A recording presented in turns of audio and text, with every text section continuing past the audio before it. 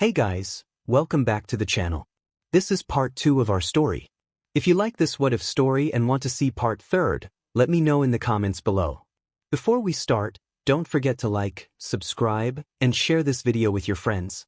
Also, check the description for more great content and my playlist. This story was posted by eliah-chan on WhatIf. Now let's start. Things were doing great the next day for Izuku. Aside from reading books and playing chess with 𝐻𝐿 after class, 𝐻𝐿 would often come to him for a friendly chat which he is having a hard time answering some of her questions. In all he finally has a friend. Well, except for a certain redhead that couldn't take his eyes off him. Some of class 1A noticed this, but they decided to leave it be. After all, they saw how powerful the two are. They just thought that the red thought of him as a rival and that they wouldn't dare get involved with it. It was the final PRD and lucky for class 1A, apparently someone very important is going to teach them, to which 𝐻𝐿 hoped he wouldn't act like a fool. The entire class was seated and ready for the next lesson burst. All Might, I'm coming in like a normal person. His stupidity was shadowed by a lot of cheers of class 1A, although Izuku didn't seem interested in his father's presence, maintaining his focus on his book. Even Naruto wasn't fazed by it, unlike the rest of the class, since his interest was right beside him. All Might saw his son and resisted the urge to dot on Izuku since he was given a warning death treat by 𝐻𝐿, and of course he doesn't want that, much less exposing Izuku's identity to attract other villains. All Might would rather die than let his precious son be endangered. All Might, today we're going to do a team exercise for your next step into heroism. And for that you need this. He took out a remote, then pressed the button, causing the wall to open up with their suitcase that holds their custom. All Might, take one of this suitcase with your seat number and head to the gym beta. I'll be waiting there, so everyone get ready. The class went and got their suitcases, then All Might left, but before he got out of the door he remembered something important that he forgot to mention. All Might, almost forgot, young Izuku, your custom is in Power Louder's office, so you should get it there. Yours to 𝐻𝐿. Then he left with tears in his eyes, having to endure not babying his precious son. The two students made their own way towards the support course, with Izuku teleporting there and Naruto just walked. All Might was waiting for class 1A to come until he heard footsteps coming in. All Might, what a great display of fearsome. You are all starting to look like heroes now. As everyone was now gathered, the two students that had left earlier now came back with their hero costume, Izuku's costume, Naruto's suit. 𝐻𝐿, wow. Izuku-kun, you look so cute. 𝐻𝐿 began talking to Izuku. Meanwhile, All Might watched this and smiled. But then he noticed that Izuku had a gun and knife on his shorts, and he mentally cursed at 𝐻𝐿. All Might, alright, now everyone listen up. We are having a hero-villain exercise by pair, and each pair must battle together against their opponent. The villain must protect the bum that is located somewhere in the building. Finally, the hero team must touch the bum before the time runs out. 𝐻𝐿, raise hand. All Might, sensei, are we going to choose our partner? All Might, no, young 𝐻𝐿, we will be picking teams by lots. Again, everyone, this is a hero versus villain team exercise, meaning all of you are split into two teams, one hero team, one villain team. 𝐻𝐿, is that really necessary, sensei? All Might, yes, young 𝐻𝐿, that's because in the hero industry we don't know who we might team up with, especially in very dangerous situations. The young girl listened carefully at All Might's words. Izuku then tag on All Might's cape, to which the father mentally screamed in pure adoration. All Might, what is it, young Izuku? He said, maintaining the fact that two weren't supposed to reveal their relatedness, although his mind was a bitter mess right now. Izuku, start, he said softly and quietly, only All Might could hear.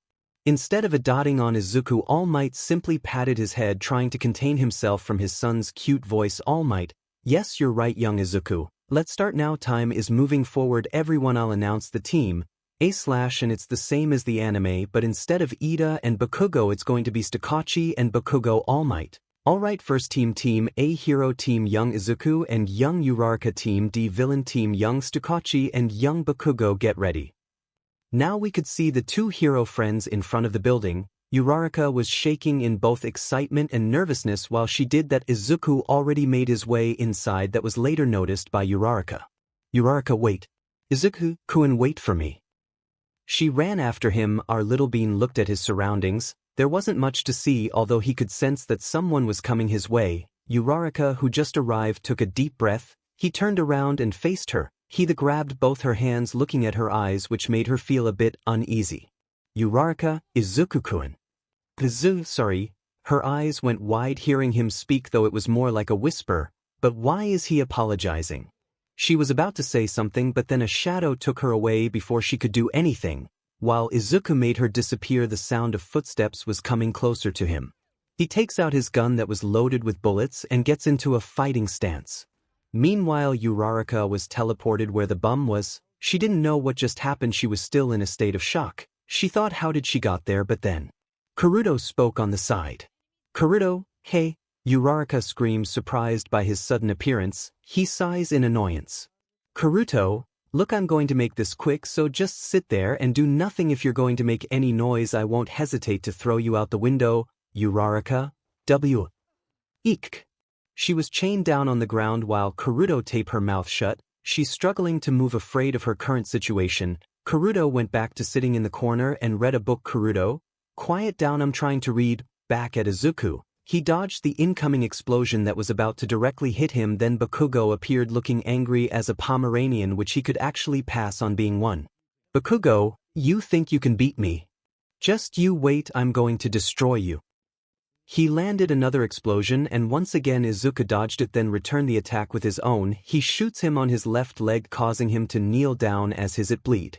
In anger, Bakugo sent another explosion, but Izuku avoided it while calmly approaching him still. This PSS Bakugo to the core. Bakugo, quit dodging. Die. He again sent an explosion, but it was 3 times bigger than his previous ones. With all might in Class 1A, the poor father froze in his spot. His mind was screaming in horror. Unlike the rest of Class 1A, they were amazed, making them excited for what to come next. Mina, All Might Sensei, are you okay?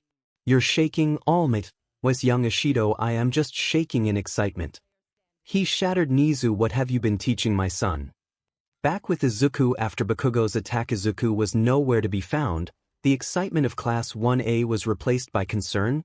Bakugo stared at the spot where Izuku once was. He was gone. He sweat dropped thinking about his action. Just then Izuku appeared behind him and karate chop his neck, causing Bakugo to pass out and fall to the ground. Of course Izuku wouldn't just leave him like that. First he took the bullet out of his leg using his quirk to make the BLD take it out, then healed him. Once that was done, he tied Ho's arms and legs for him not to go after him. Then he left. With Uraraka and Kuroto, it was silent between the two.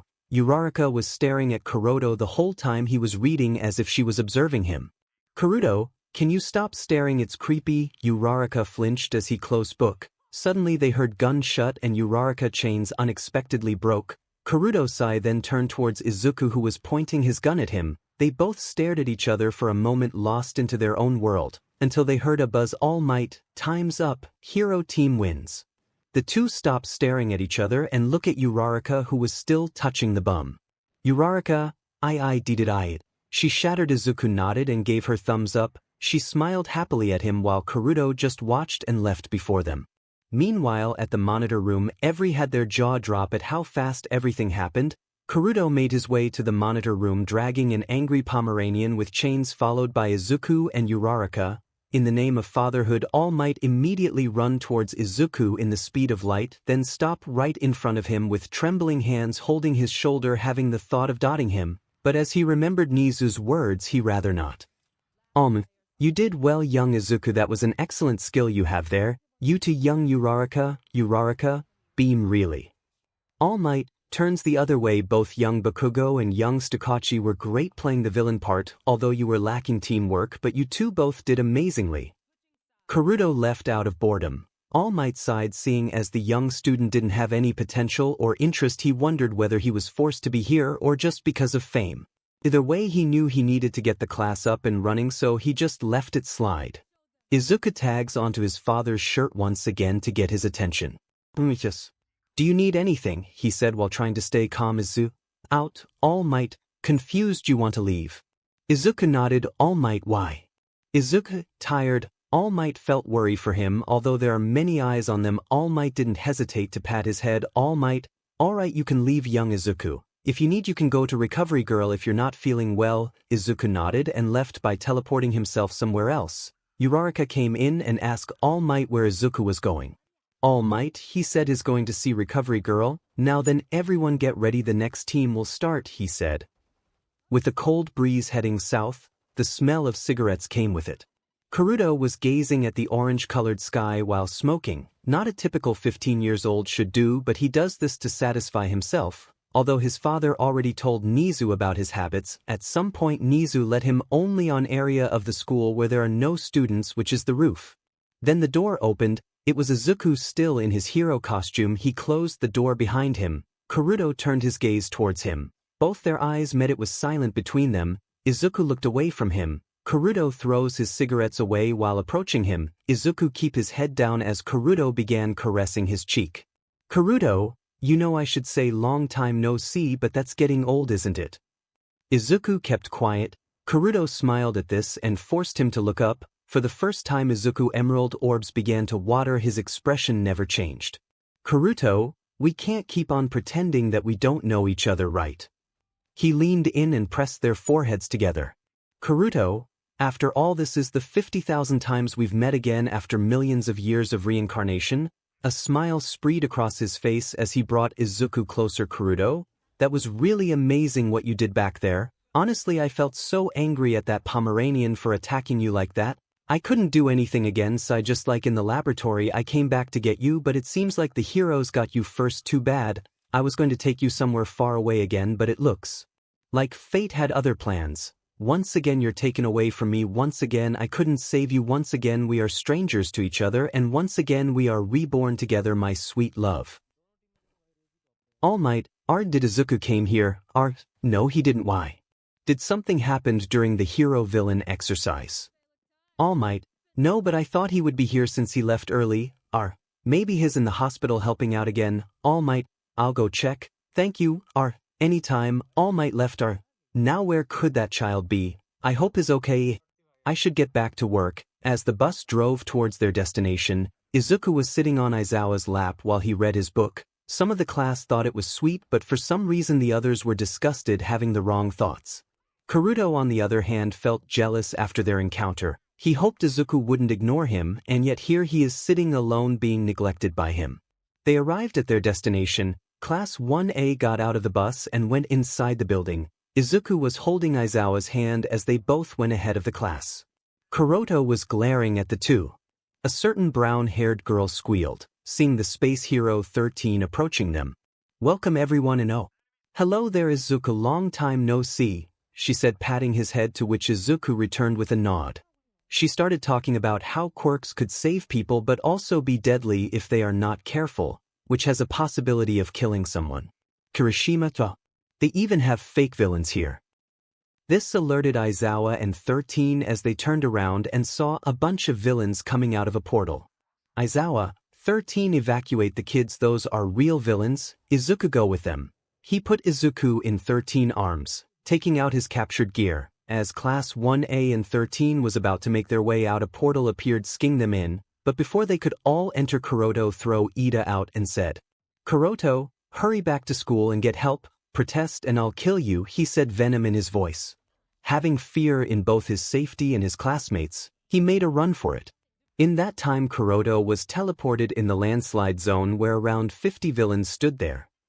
Hey guys, look at this little insect, one of them said. Unfortunately for Naruto, he was expecting a lot more than this. He looked around, some would say he's looking for his opponent, but to Naruto he's actually thinking of a way to end it quick so he could go see Izuku. He was bored and beyond bored. He thought maybe he'll hunt all the villains before going to Izuku. After all, he hasn't had much fun since forever. Why not change that now? Naruto, okay, so here's the thing. You all can surrender or die, your choice. For a little guy you sure talk a lot. Don't worry, we'll make it a quick and painful death for you, Naruto, your choice. With that said, shadows covered his body and transformed his entire body into a demon version of himself, what he literally looks like. Naruto, it's been a long time since I used this form. I'll have a little fun with all of you. His voice was deep and cold. It sent shivers down the villain's spines. What are you? Naruto, smirk your death. With one snap of his fingers, he summoned 100 of flaming daggers that were floating around him. The villain didn't have time to attack as the daggers stabbed them right into their vital point, instantly killing them all within a blink of an eye. A lizard-looking villain tried to run away, but unfortunately Kuroto shot him with his gun, and now he's lifeless on the ground. The ground turned into a sea of blood and is now replaced by a shadow taking all dead bodies into the abbeys. A smile was plastered on Kuroto's face as he left to hunt more villains. Little did he know that the whole thing was caught on camera. With Izuku and the others, we could see Aizawa fighting off a crowd of villains one by one in his own. Class 1A watching this, completely terrified for their teacher's safety. 13 was hugging Izuku tightly. Aizawa sent a powerful kick, but the villain blocked with his arm and punched Aizawa in the stomach, causing him to fall in agony. The students desperately called out to their sensei as another punch was given to him. Kurogiri, Shigarashi, one of them got away. Shigarashi, what? I swear if it wasn't for the fact that you're our escape route, I would have decayed you. Kurogiri, shall we use our trump card? Shigarashi, 𝐴𝐵. The said thing appeared from the portal, a disgusting bird-like creature with a will-build body that matches All Might. Shigarashi, 𝐴𝐵, kill the students. Aizawa, 𝐶𝐶. Aizawa attempted to use his quirk, but failed as he was crashed to the ground by a foot, breaking every part of his body. Seeing this, the little angel began to cry, but his expression remained unchanged. His tears never stopped flowing. He teleported out of 13 hold a few feet away. His classmates along with 13 shouted his name, but Izuku made a crystal dome around them. Bakugo, oi. The F, what is this? He tried using his explosion, though it failed miserably. Shigarashi, what's this? Trying to play the hero now, ha? Izuku didn't respond, which made the baby man angry. The ground began to shake as numerous vines came out of the ground as Izuku stood there controlling them. The vines captured the villain that attacked Aizawa along with the other small villains. As he came to Aizawa's side, he stopped and stared at his uncle. Izuku, let there be light, he whispered once. That said, a symbol appeared in the sky just like in their entrance exam. Tiny ball of light came out, spreading throughout the entire plaza. Aizawa's body began to recover, slowly waking up to see Izuku staring down at him. Aizawa, Izuku-dash. He was teleported inside the dome where the rest of his students were. Before he could say more, they all gathered around him checking his condition. Shigarashi, you brat. 𝐴𝐵, kill him. With that said, the bird-like creature delivered a full-blown attack. Just it was about to hit Izuku, it was stopped by a sword piercing through its chest. Kuroto, I'm glad I made it on time. He appeared out of the shadows in front of Izuku, bloody with his gun still on track. The 𝐴𝐵 fell on its knees trying to take out the sword in his chest. Both Shigarashi and Kurohiri froze on their spot seeing as it struggles to get the sword out. Shigarashi, no. What did you do? You cheated. Kuroto, wow, a baby man pulling a tantrum. Haven't seen one in a while. It finally got the sword out and now on its feet. Kuroto analyzes the creature in front of him and noticing a few resemblance on All Might's bulky figure. Izuku tag on his shirt, to which he turned around and face him.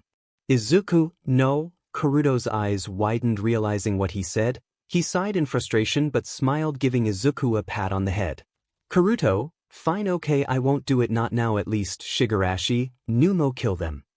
It once again tried to attack them, keyword tried, since Kuroto managed to stop it with hand and throw a powerful punch at the creature, sending it flying across the plaza. Kuroto, if you're going to make a creature that could defeat All Might, do better next time. Shigarashi, impossible. You cheated. You cheated. Kuroto, quite down, baby man, you're going to make my ears bleed. Now then, let's finish this, I'm getting tired. A shadow appeared on the ground beside him, and it looks like a demon that came straight from hell. Well, it literally came from hell. This horrified everyone, even the villains, that is now trembling in fear for their life. The class along with 13 and Aizawa froze. Kuroto, it's been a long time since I fed you. Go ahead and ate that bird creature. You can have rest later in the abbeys. He sounded bored. He again faced Izuku that was now clinging on to his back. Of course this made the young demon happy. Kuroto, Izuku, would mind releasing your vines. Without a response, Izuku let go and made the vines go away, which released the villains out. As some of them tried to escape, but unfortunately Kuroto made a bloody move as he jumped and summoned a long chain. While his killing them, the demonic shadow grabbed the 𝐴𝐵 face and ripped it out of its body and ate it piece by piece. Shigarashi screams in horror seeing their most powerful weapon being devoured. 𝐀𝐮𝐭𝐡𝐨𝐫 Shigarashi, we should retreat. Shigarashi, no. 𝐀𝐮𝐭𝐡𝐨𝐫 grabbed Shigarashi by the shoulder and they both disappeared, leaving the rest of the villains to die on Kuruto's hands. Just then the heroes arrived, cashing the wall. All Might hurriedly run to the middle, only to see a bunch of dead bodies on the ground, trembling students inside a crystal dome, and a bloody Kuruto back on his original form carrying Izuku in his arms. All Might and the other heroes had the same shock expression. Midnight, what happened? Izuku made the crystal dome disappear into nothingness. Some girls were crying, boys were trembling. Aizawa and 13 tried calming them down. Kuruto gave Izuku to All Might. The father immediately took his son. Izuku, feeling his father's heart, fell asleep. Kuruto, take care of him for me, he whispered to All Might before he left. All Might was confused on why he said, but he has bigger problems to solve than to think about what he said. 𝐻𝐿𝐿, what a mess, Hisashi Sho. Are you okay? He run towards his husband. Vlad King, we should call 𝐶𝐿𝐿 to do some investigation. That won't be needed, he's on his way. Nemuri, on his own. 𝐻𝐿𝐿, yes, there's CCTV cameras everywhere, so we don't need an investigation. Nemuri, then why call him? 𝐻𝐿𝐿, something tells me his son is responsible for all this dead bodies, and judging from the situation I think the CCTV cameras can prove my guess. All Might, I'll leave first, I'm going to take Izuku home. 𝐻𝐿𝐿, go ahead, we'll handle the other students. All Might left. At night in UA, after taking the students safely, the teachers and 𝐶𝐿𝐿 all gathered in 𝐻𝐿𝐿's office to see everything what had happened. There were a lot of gasped. 𝐶𝐿𝐿 on the other hand just sighed. Knowing full well he did all of it, although some were impressed, some were terrified, it wasn't heroic deed. Aizawa smiled seeing how Izuku captured the villains and healed him, but he was not happy when Izuku released them just to be killed by Kuruto. 𝐻𝐿𝐿, 𝐶𝐿𝐿 is your son perhaps a devil? 𝐶𝐿𝐿, sigh no more than that his Satan, ectoplasm, how in the world did you raise him? 𝐶𝐿𝐿, don't blame me, when I first meet him he can already do any of that. 𝐻𝐿𝐿, you adopted him. 𝐶𝐿𝐿, yes I did. Nemuri, where did you found him? 𝐶𝐿𝐿, at a SLV auction 10 years ago. Around the time I was investigating the auction, I saw that kid fight another kid much older than him and he murdered that kid. Nemuri, that's it. 𝐶𝐿𝐿, it's best if you don't know the full details. 𝐻𝐿𝐿, so Kuroto has a hidden talent for killing. 𝐶𝐿𝐿, not just that, but he is already ranked as #1 agent in the entire military base. Aizawa agent. Are you telling that I have an agent as a student? 𝐶𝐿𝐿, don't give me that look. He's a genius like All Might's son, he knows more things than I do. I don't even know where he gets it from, even the military didn't know. 𝐻𝐿𝐿, I think we should keep an eye on both Izuku and Kuruto. Nemuri, what about the mass murder he did? 𝐻𝐿𝐿, let's keep it a secret. Aizawa, tell the whole class 1A not to inform anyone about this incident, even their parents. Aizawa, what about their mental condition? That incident was a very traumatic experience for all of them. 𝐻𝐿𝐿, I'm giving class 1A 1 week of rest to help them recover. 𝐶𝐿𝐿, I should go now, I'm going to talk to that son of mine. 𝐻𝐿𝐿, please do. Or we might call the entire police force on your son. 𝐶𝐿𝐿, don't bother, they would all just be dead in a blink of an eye. Nemuri, why did you even adopted him? 𝐶𝐿𝐿, he saved my life countless times, if it wasn't for him I wouldn't be standing here right now. Vlad King, makes sense. 𝐻𝐿𝐿, but you should take better control of him. 𝐶𝐿𝐿, I will, though it has been a week since the incident happened, many of the class were still traumatized by it. Though Izuku and Kuruto stayed silent at the back, unbothered by the class staring at them, even Uraraka stopped talking to Izuku. Aizawa, sigh, I know all of you are still not fully recovered after the incident, but your battle isn't over yet. The sports festival is coming up and all of you must prepare for it. Kaminari, but sensei, why did 𝐻𝐿𝐿 allow it? We just got back after that attack. Aizawa, you think training to be a hero is all fun and games? You need to show to everyone, even in the most dangerous situations, you are fearless. They all went silent until Kuruto raised his hands. Kuruto, senseis, when is it? Once again the class stared at him, but this time they all glared at him. Aizawa, in 2 weeks, and I hope all of you are prepared. He left the table, dragging himself into his sleeping bag. Karuto then made his way out, shutting the door behind him. There were a bunch of angry comments that followed after. Izuku got up, ignoring Uraraka's gaze, and then gently wake Aizawa up. Aizawa groaned. What? Izuku, whisper out. Aizawa, sigh. All right, but be back before lunch. Don't want to make that grown man cry again. Izuku left. Karuto, took you long enough, he said, looking over his shoulder. Both he and Izuku were on the roof. With a heavy sigh, Izuku approached him, wrapping his arms around his stomach, burying himself into his back. It was silent between them, and only the wind could be heard. Karuto turned around facing him. Seeing Izuku's tearful eyes made him smile. His happy to see the little angel cried. Such twisted thoughts clouded his mind as he caresses both Izuku's cheeks, liking his tears away down to his neck. Karuto, seriously, you're such a cry baby even after all this years. What am I supposed to do with you? He said between licks. Izuku stayed still as Karuto devoured his neck, trying not to make a sound. Karuto was done liking and now gazing at the emerald orbs staring back at him. Izuku, I'm sorry. He whispered. This made Karuto sigh and embraced him. Karuto, it's fine. It's one of the many reasons why I'm still in love with you. He kissed his head. So how's my angel doing? Looks like you've been quite busy helping out other people like you've always been. Izuku giggled. Yeah. What about you? You didn't do anything too sinful, have you? Aside from our trip to the 𝐒𝐮𝐬𝐵, Karuto smirks. Why? Is the angel going to punish me if I did? Izuku smile. How could I be an angel worthy of punishing the king of hell himself? Karuto cackling. You never changed. Izuku, so, do. They laughed, having solace in each other's warm embrace. But then the bell rang. Izuku, it's lunchtime. Why don't we eat together? Karuto, sure, I do miss having a meal with you. He patted Izuku's head, to which Izuku giggled like a child. Izuku grabbed both his hands and teleported inside the teacher's lounge. There the entire staff was eating their lunch, somewhere still on their paperwork. Karuto looked at his surroundings in confusion. He wondered why Izuku took him here instead of the cafeteria where they would get lunch. Not until a certain blonde hero dashed towards them. All Might, my baby. He grabbed Izuku and spun him around in delight. Karuto was very much annoyed by this. He knew everything about what happened to Izuku ever since he got out of the laboratory and was very disappointed at himself for not able to get him before them, although he is grateful Izuku was treated with proper care, unlike their previous lives where they would always have a miserable end. All Might noticed Karuto and instantly had his mouth dropped. While dropping Izuku, All Might, 𝐒𝐮𝐬𝐴, what brings you here? Please don't tell anyone, he shattered. Karuto, don't worry, my lips are sealed tight, he assured him. The number one hero sighed in relief. Izuku got back to Karuto's side. All Might beamed. So what brings you here, 𝐒𝐮𝐬𝐴? Karuto, I'm going to eat lunch with Izuku. Really? Izuku, you didn't tell me you made a new friend. Karuto, yes. Izuku, no. He spoke a little loudly, which made every staff look at him. Both All Might and Karuto wore the same confused look.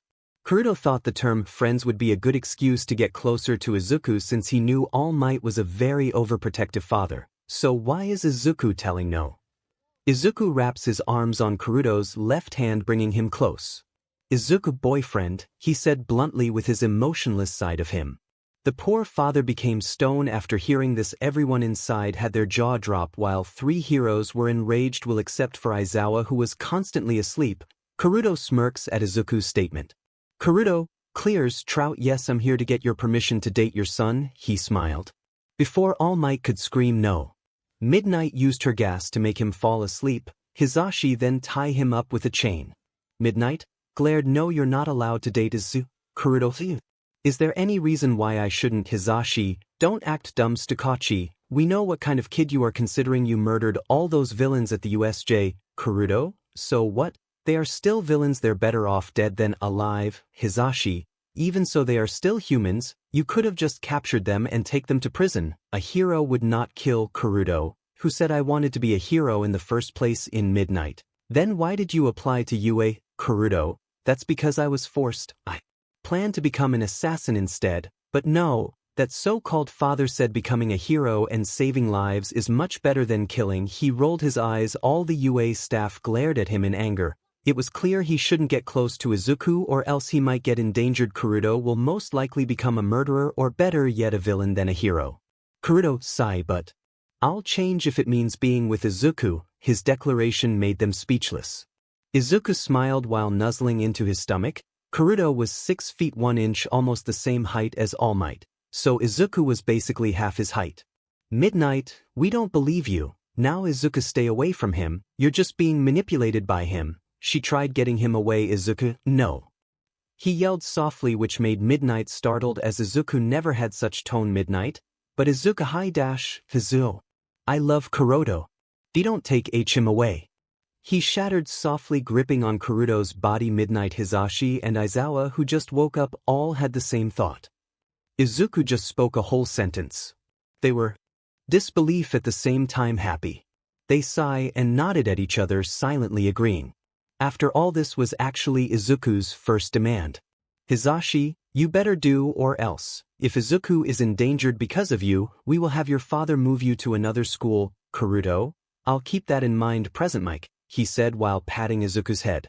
All thought it would be a bad idea, especially if Ňiźa finds out and All Might wakes up, but if he is willing to change for Izuku's sake, then for now they will just observe him. After all, this was Izuku's first time talking to a full sentences, and it was for the sake of love. If All Might were to find out, he would gladly hold a festival just because Izuku spoke a whole sentence, not because he is in love. He most likely eliminate Ķirūdo.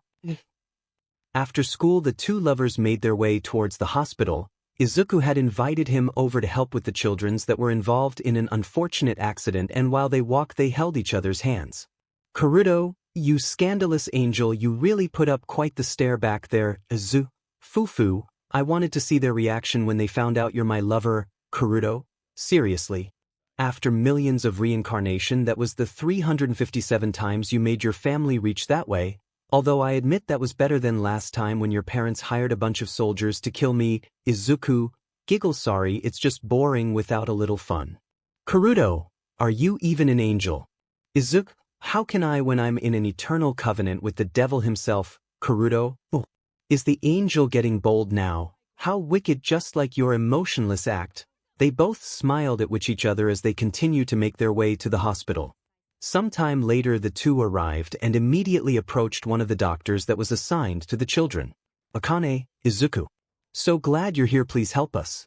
The kids are in a lot of pain right now. We've already tried your medicine, but it only lessened their pain for a bit.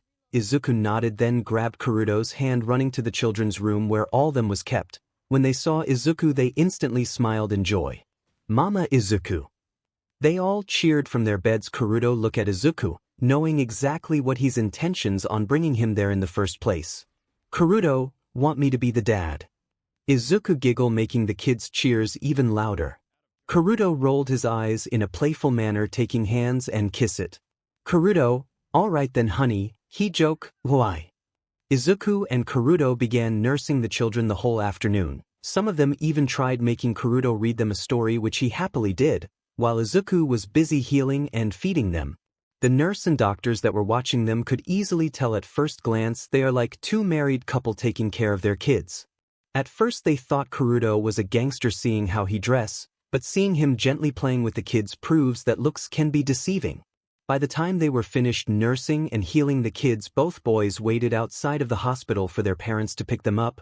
The cold, freezing wind made Izuku shiver slightly. This didn't go unnoticed by Ķirūdo as he took Izuku in his lap, covering him up with his jacket, then embraced him. Ķirūdo, today sure was exhausting. Never thought I would be a dad of 12 children, he stated, leaning against the bench. Izuku, Fufu, but at least we had fun with them. Ķirūdo couldn't help but smile at Izuku, enjoying the peace between them. A thought came in mind and our redhead frowned. Izuku noticed this while he reached out both his hands to caress his face. Izuku, darling. Our redhead stared deeply at our little angel emerald orbs. Ķirūdo, those kids are quirkless orphans, aren't they? He said in a low voice. Izuku smiled. Yes, they are. Why? Are you worried about the dash? Ķirūdo, what are you planning to do with them? He cut him off. Izuku became silent, his smile never leaving his face. He got out of Ķirūdo's lap and looked up at the sky. The cold wind grew stronger as Izuku spoke. Izuku, recreation. Ķirūdo's eyes grew wide. Izuku, this world is corrupted by evil and greed, just like the other worlds. This one needs to be fixed. I'm planning on using those kids to make a difference. But if that doesn't work then. He turned around to face him. I'll recreate this world into whole new better place, no quirks, no villains, no poverty, no suffering, just peace. He sounded so gentle, yet Naruto knew he was not talking to an angel, rather the person he is with is a goddess. Naruto, angel. He got up and embraced him. Just then All Might arrived with 𝐻𝐿a-chan following behind as the blonde father began dashing towards his son. Once again Izuku returned to his emotionless phase. All Might, Izuku. He grabbed Izuku out of Naruto's hold and dotted on him. Luckily no one was there to see the number one hero being a fool for his son, except for the two father and son who both stared at the hero like he was crazy. 𝐻𝐿a-chan, what a fool. Naruto, true. All Might stoked realizing what he's doing in front of his friend and gently put Izuku down. All Might clears trout, sorry about that, 𝐻𝐿a-chan. It's alright, I can see now why Nizu called you a fool. The hero laughed nervously. But then he spotted Naruto, and immediately became serious. All Might, young 𝐻𝐿a-chan, I heard about what happened while I was passed out. Naruto, don't worry, I'll protect Izuku with my life. I'm truly genuine about my love for him. The detective was shocked hearing his son. He looked back and forth to Izuku and Naruto in disbelief. I hope you are. I only agree because my child loves you, not because you're my friend's son. So keep in mind, if anything happens to my child because of you, I'm holding you responsible. Naruto? Yeah, I know. All Might nodded before picking up Izuku, ready to leave for their home. Meanwhile, the detective looked at his son for an explanation. 𝐻𝐿a-chan, what did you do? Naruto, nothing, I'm just in love, that's all. 𝐻𝐿a-chan, seriously you dash. He was cut off when Izuku suddenly approached them. Naruto, what? He meet with a sudden kiss. Naruto only depend the kiss, not caring. The two fathers had their mouth drop to the ground, especially the number one hero who just froze like a stone. They finally separated from each other and smiled. Izuku then run back to his father who was still frozen on the spot. Naruto smirks before breaking into a cackle. Naruto, what a scandalous little angel. This / in underlined words are telepathy present mic. All right folks, are you ready? Crowd, yeah. While present mic entertained the crowd, all UA had a mixed feeling of both excitement and nervousness. Everything in this sports festival is recorded live on TV, meaning the whole world is watching them. As for Class 1A, some of them still have a small dreadful expression on their face as two students glared at the red-headed demon boy that has Izuku on his lap. It's not like they criticize their relationship, it just so happens that Redhead became a target of a certain Pomeranian and candy cane boy. As for Izuku, he was comfortable being on his lover's lap. Meanwhile, Uraraka have a somewhat sad look plastered on her face, but that's in a different story. Ida, everyone look alive, the festival will start soon. He yelled at the entire class. In the corner, the couple were speaking through their minds like telepathy, observing their classmates in amusement, just keeping it low, until a candy cane boy decided to approach them. Gray and Blue meet Purple, both glared at each other, clearly not liking the disturbance in his and Izuku's couple time. Todoroki, I don't care whether you two are sons of well-respected men, just remember this, he started, I will beat you both. Then with that he left. A smirk creep in on Naruto's face, tighten his hold on Izuku, trying to prevent himself from tearing the bicolored boy into pieces. Luckily Izuku managed to calm him down by nuzzling in his chest. Naruto, looks like things are going to be interesting. Izuku, don't be too HRD on him. He's a child blinded by his father's obsession over power. Naruto, true, but can I at least torment them? Izuku, darling. He whined. Naruto, fine. Anything for my love. He kissed him. Present mic, let's welcome Class 1A. The crowds roared as said the class steps into view. Present mic, ladies and gentlemen, Class 1A representative. 𝐻𝐿a-chan Naruto. As called, Naruto faced them. It became silent the moment he grabbed the microphone and spoke. Naruto, I thank you all for coming here to witness our hard work and dedication to succeed in becoming the best heroes we can be, whether we are blind, deaf, disabled or quirkless. With hard work and determination anything is possible. As such, I don't wish to be the top, but I do hope everyone here have a splendid time. Let's all go plus ultra. He raised his fist in the sky, causing a massive amount of cheers. Present mic, okay people, the first event is the obstacle course. Skip the explanation midnight. All right contenders, on your mark. Everyone got ready. Izuku and Naruto, on the other hand, simply observed them at the back. Naruto had Izuku by his side. They are not a tad bit worried about this race since this was normal, like walking to them. 5. Everyone tense up. 4. Some activate their quirks. 3, 2, 1, start. The whole stadium became wild as the students escaped the tunnel. Some Class 1A had the advantage since they came out first, but before they could, the air became cold. 𝗏𝗏 managed to trap some students with his ice. Soon he was followed by Naruto. His presence alone melted the ice as he walked past them. Present Mike looks Shoto Todoroki is taking lead. He cheered. Next challenge was the robots. Some had a hard time fighting them off. Bakugo had the most distraction, violently destroying each robot he faced, causing some students to accidentally get hurt. It was no better than Todoroki, who froze them one by one. In the sky, Izuku could be seen flying with his angel wings, stopping every time there is an injured student while also protecting some using his other quirks. Currently, Naruto was having fun destroying the robot like a crazy maniac, laughing while he casually threw a bunch of knives at them. Present Mike, what's this? An angel on the battlefield. And it looks like he's healing and protecting his fellow contenders.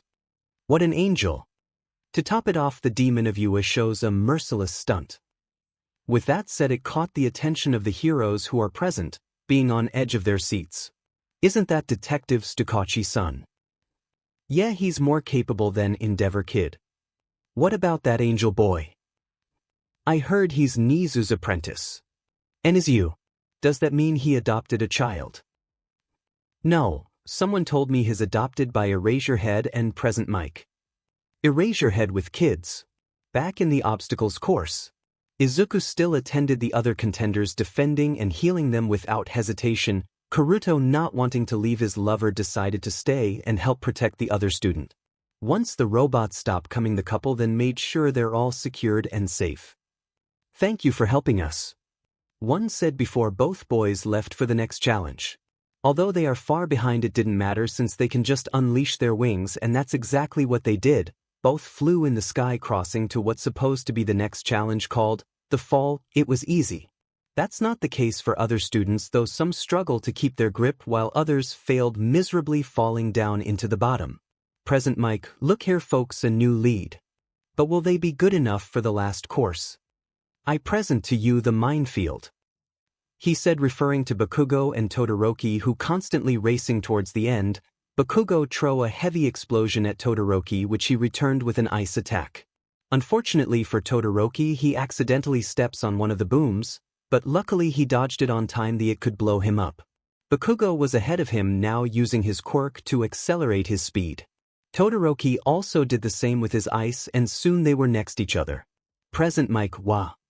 See that, ladies and gentlemen, these two contenders aren't giving up, he yelled, causing the stadium to vibrate with crowds' roar.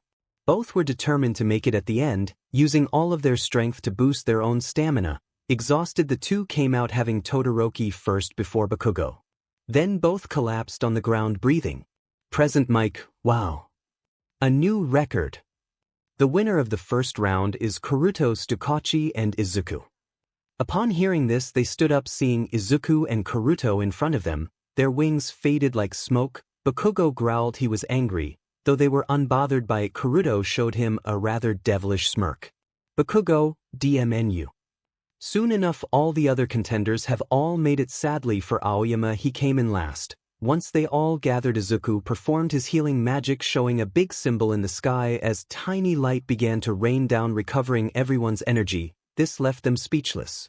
And now the R-rated got everyone's attention. Her sexiness attracted all men from the stadium. Midnight, the first 42 students will proceed to the next challenge, which will be determined right now, she said, pulling the lever. The screen spins until landed. Click. Midnight, the phase of our festival is Cavalry Battle. Now each student must form a team with at least 3 to 5 members. The members will act as a horse while the rider will take points with other competitors. But there is a special case for the winners. Since this was the first time we had a 2, we decided to make both Izuku and Tsukachi each have 10 million points. She announced with that all remaining contenders glared at them in bloodlust. Ǩuruto not wanting anyone as their team walk up to Midnight and whisper in her ear. Midnight, alright, for the 10 million points they won't have to choose a member, they can team up together, however like everyone else one of you must carry the other, she stated. Ǩuruto, that's it. PV, easy. He walked back to Izuku. To everyone's surprise, Ǩuruto carried Izuku like a princess. Some people awed the lovely sight. Everyone is now in their respective teams and ready. Midnight, let the cavalry battle swings her wipe begin. Each team charged at the couple, not knowing that Izuku put up an invisible crystal barrier for them. Bakugo's team was the first to hit the barrier, but luck wasn't on their side. Once Bakugo sent an explosion attempting to blast the two, it was brought back at him 2 times his original explosion, sending his team flying. Present Mike, W. Izuku made an invisible barrier. No one can able to touch them now. While the whole thing was going on, Izuku laid peaceful on Ǩuruto's body sleeping. Ǩuruto couldn't help but laugh at Izuku's cute display. On the observing room with 𝐒𝐮𝐦𝐦𝐚𝐫𝐲, the entrance exam, All Might was tied up on the chair with chains around his body, trapping him completely. His overprotective instinct kicked in, and oh boy, even 𝐒𝐮𝐻 had enough of his whining. The poor father can't believe his baby is being carried by his boyfriend. He is very furious. 𝐒𝐮𝐻, anger symbol for the last time. All, please be calm or else I might throw into a tank full of sharks. All Might, but my baby. How dare that boy touch my baby? Click one push of a button. All Might got dragged out by one of 𝐒𝐮𝐻's robots. It's a big relief for him. 𝐒𝐮𝐻, maybe I should take him to therapy. He thought the cavalry battle is still ongoing. Many teams gave up on gaining 10 million points since it was useless in the first place. No one was able to get through the crystal barrier, so they began charging against each other. Todorokis made a quick move on one random team and took their headband by freezing them, but that move was better than Bakugo exploding people like a tyrant. Chaos is a good description of this situation, though everyone is only trying to win. Ǩuruto thought it was hilarious seeing all of them acting like hungry wild animals. It reminded him of the time they reincarnated as mafias. Such memories are treasures to him. Because it was time his love cried for him. Thinking back, his angel was truly something. He can act tough, but in the end he's still a crybaby, cunning, scandalous, yet smart and kind, an angel that likes to tease people. And that's why he fell in love. Present Mike, well, what is this? A war zone. Our students are relentless. Ǩuruto and Izuku seems to be having a lovey-dovey, though that barrier is truly unbreakable. Either way, the other contenders do look PSS by this. They are going all out, yet they could barely stay on their feet. With each second the timer began to move closer to the end. Team Shoto, Team Bakugo and Team 𝐻𝐻𝐻 and one other who has a purple hair faced one another. Bakugo looked at Team Shoto, who made a quick move. Team 𝐻𝐻𝐻 got into position with the purple hair boy dashing towards him. 𝐻𝐻𝐻 used his quirk and charge at Team Bakugo in breaking speed. Shoto had his eyes lock on Bakugo's headband. The purple hair boy made it behind Shoto and instantly grabbed 2 headbands from him, shocking Team Shoto. Shoto didn't have much time left. He snatched one of Bakugo's headbands while 𝐻𝐻𝐻 grabbed one as well. Bakugo tried using his quirk on them, but it was already too late. Present, time's up. First place Ǩuruto and Izuku, second place Team Shoto. Third place Team 𝐀𝐮𝐭𝐡𝐨𝐫, fourth place Team Bakugo, last place Team 𝐻𝐻𝐻. The ground shake as Bakugo screams in pure rage. While he do that, Izuku woke up from his short nap and released the crystal barrier. He was still on Ǩuruto's arms, though having his arms around his neck, and 2 walk away, not before Izuku released his healing power again and healed the students. Just like that, Izuku and Ǩuruto had left them. The final round was on set with the crowds roaring in anticipation. Pressure was building up inside the remaining contenders as they got ready. Except for 2 lovers, of course. A certain purple-headed boy smiled at the 2 from a distance. Present Mike, ice everyone excited. For the first round we have from the General Education Department 𝐴 and from the Hero Department Class 1A Angel Izuku. As their names said, the 2 made their way towards the middle facing each other. Cheers grew louder and louder as they got into position. 𝐴 had smirked across his face, seemingly happy to have Izuku as his first opponent. Midnight, let the first round begin. She swung her wipe the moment she cracked her wipe. Everyone began to shout even louder, but they didn't move an inch because of this. It went silent. Both contenders were having a showdown on which would the first move. 𝗀𝐿 slightly sighing. Like his last name, he is the adopted son of pro hero Present Mic and 𝐒𝐿iah-chan. Both parents were waiting patiently for them to fight since they knew this wasn't a good one, cause they knew that both boys would be fighting quirkless since 𝗀𝐿 only has a brainwashing quirk as his weapon. 𝗀𝐿, hey Izuku, mind if I go first? With one single nod, 𝗀𝐿 dashed towards him, delivering a high kick aiming for Izuku's head, which he immediately dodged. Izuku attacked by grabbing his hand and throw him over his back, causing 𝗀𝐿 to cry out in pain. But that didn't stop him, as he gripped his hands, jumping up, tossing Izuku almost out of the bound. Luckily Izuku managed to land gracefully only a few inches out. Cheers grew louder at their first combat. Meanwhile, two parents silently hoped they wouldn't go all out or they might see them with broken bones. All Might watch in the other room having a panic attack seeing his son being thrown like a pillow. Nevertheless, Izuku and 𝗀𝐿 began to have a one-on-one combat, punch kicking until 𝗀𝐿 dodged the upcoming kick, returning it with a punch which Izuku easily blocked using his arm as a shield. After some time, 𝗀𝐿 heavily breathed in exhaustion while Izuku remained standing. Though 𝗀𝐿 could still fight, he knew he can't win against Izuku. After all, despite his small body, he could easily break anyone's bones without breaking a sweat. 𝗀𝐿, you win Izuku, I give up. I'm too tired to continue, he stated, walking towards him. Present Mic, you hear that, folks? 𝗀𝐿 Yamazawa forfeit. Izuku wins. UA students were not satisfied with the results, although the crowds kept roaring in delight. The yin and yang parents were relieved that it didn't go to the point where they have to go seek recovery girl's help. When Izuku got back with 𝗀𝐿, क़rudo showed up and snatched Izuku away from the purple boy, glaring daggers at him. 𝗀𝐿 just cackled from his action. 𝗀𝐿, relax, I won't take him from you, क़rudo, and you are. 𝗀𝐿 Yamazawa, Izuku's older brother, alike, क़rudo, so you're that hobo's kid. Izuku, क़rudo, he angrily whispered, unnoticed by 𝗀𝐿. 𝗀𝐿, don't call my dad a hobo, although I admit he does look at it sometimes. क़rudo, whatever, he rolled his eyes, carrying Izuku like a princess, and walked away. 𝗀𝐿, hey, if anything happens to my little bean I'll kill you, he sounded sweet yet scary. The other matches all went well, though Uraraka was mercilessly crashed by Bakugo by one explosion. But Todoroki was even more brutal, freezing everyone he faced so far, making Endeavor very unhappy as he wants his son to use his fire quirk. All the other pro heroes watching had an interest in a certain demon and angel boy who were eliminating every opponent they encountered with one move. क़rudo mostly sent his opponent with one flick of his finger by controlling their shadows. Either way, the students did their best, but now it was time for क़rudo to fight against Bakugo. They were now in the middle. People were cheering for the two to start. As soon as Midnight cracked her wipe, Bakugo charged at क़rudo using his explosion as a support. क़rudo just sighed. He wasn't interested in fighting him, although Bakugo was going all out. क़rudo thought it would be fun to mess with the Pomeranian for a bit since he was getting bored. Bakugo, die. Bakugo delivered a punch that was stopped by क़rudo's open palm, which shocked the Pomeranian. क़rudo smirked and went ahead and kicked his stomach, sending him flying almost out of the bound. Unamused, क़rudo just yawned. Feeling anger building up inside, Bakugo jumped back up and sent explosions at क़rudo, but was easily blocked by one flick of his finger, which made the boy's anger raise. He didn't stop there. With every attack, क़rudo would just dodge it no problem. Now this wasn't fun anymore for the demon boy, instead it was exhausting. So for his final dodge, he flicked his finger, making Bakugo's shadow along with his body crash into the wall.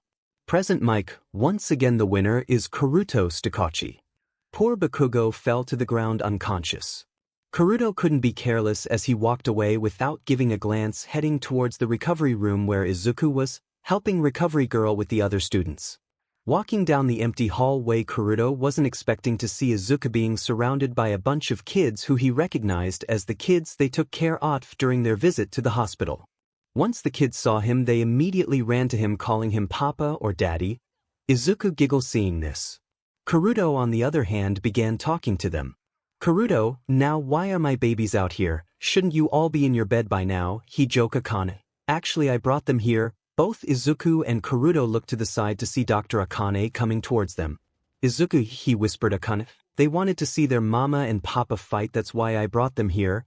He winked. Izuku had a small but noticeable blush on his emotionless face after the doctor said Ķirūto, wanting to tease his little wife, wrapped his arms around him while saying, "Ķirūto, hear that, sweetheart, our children are here to watch." He smirks, making Izuku blush even more.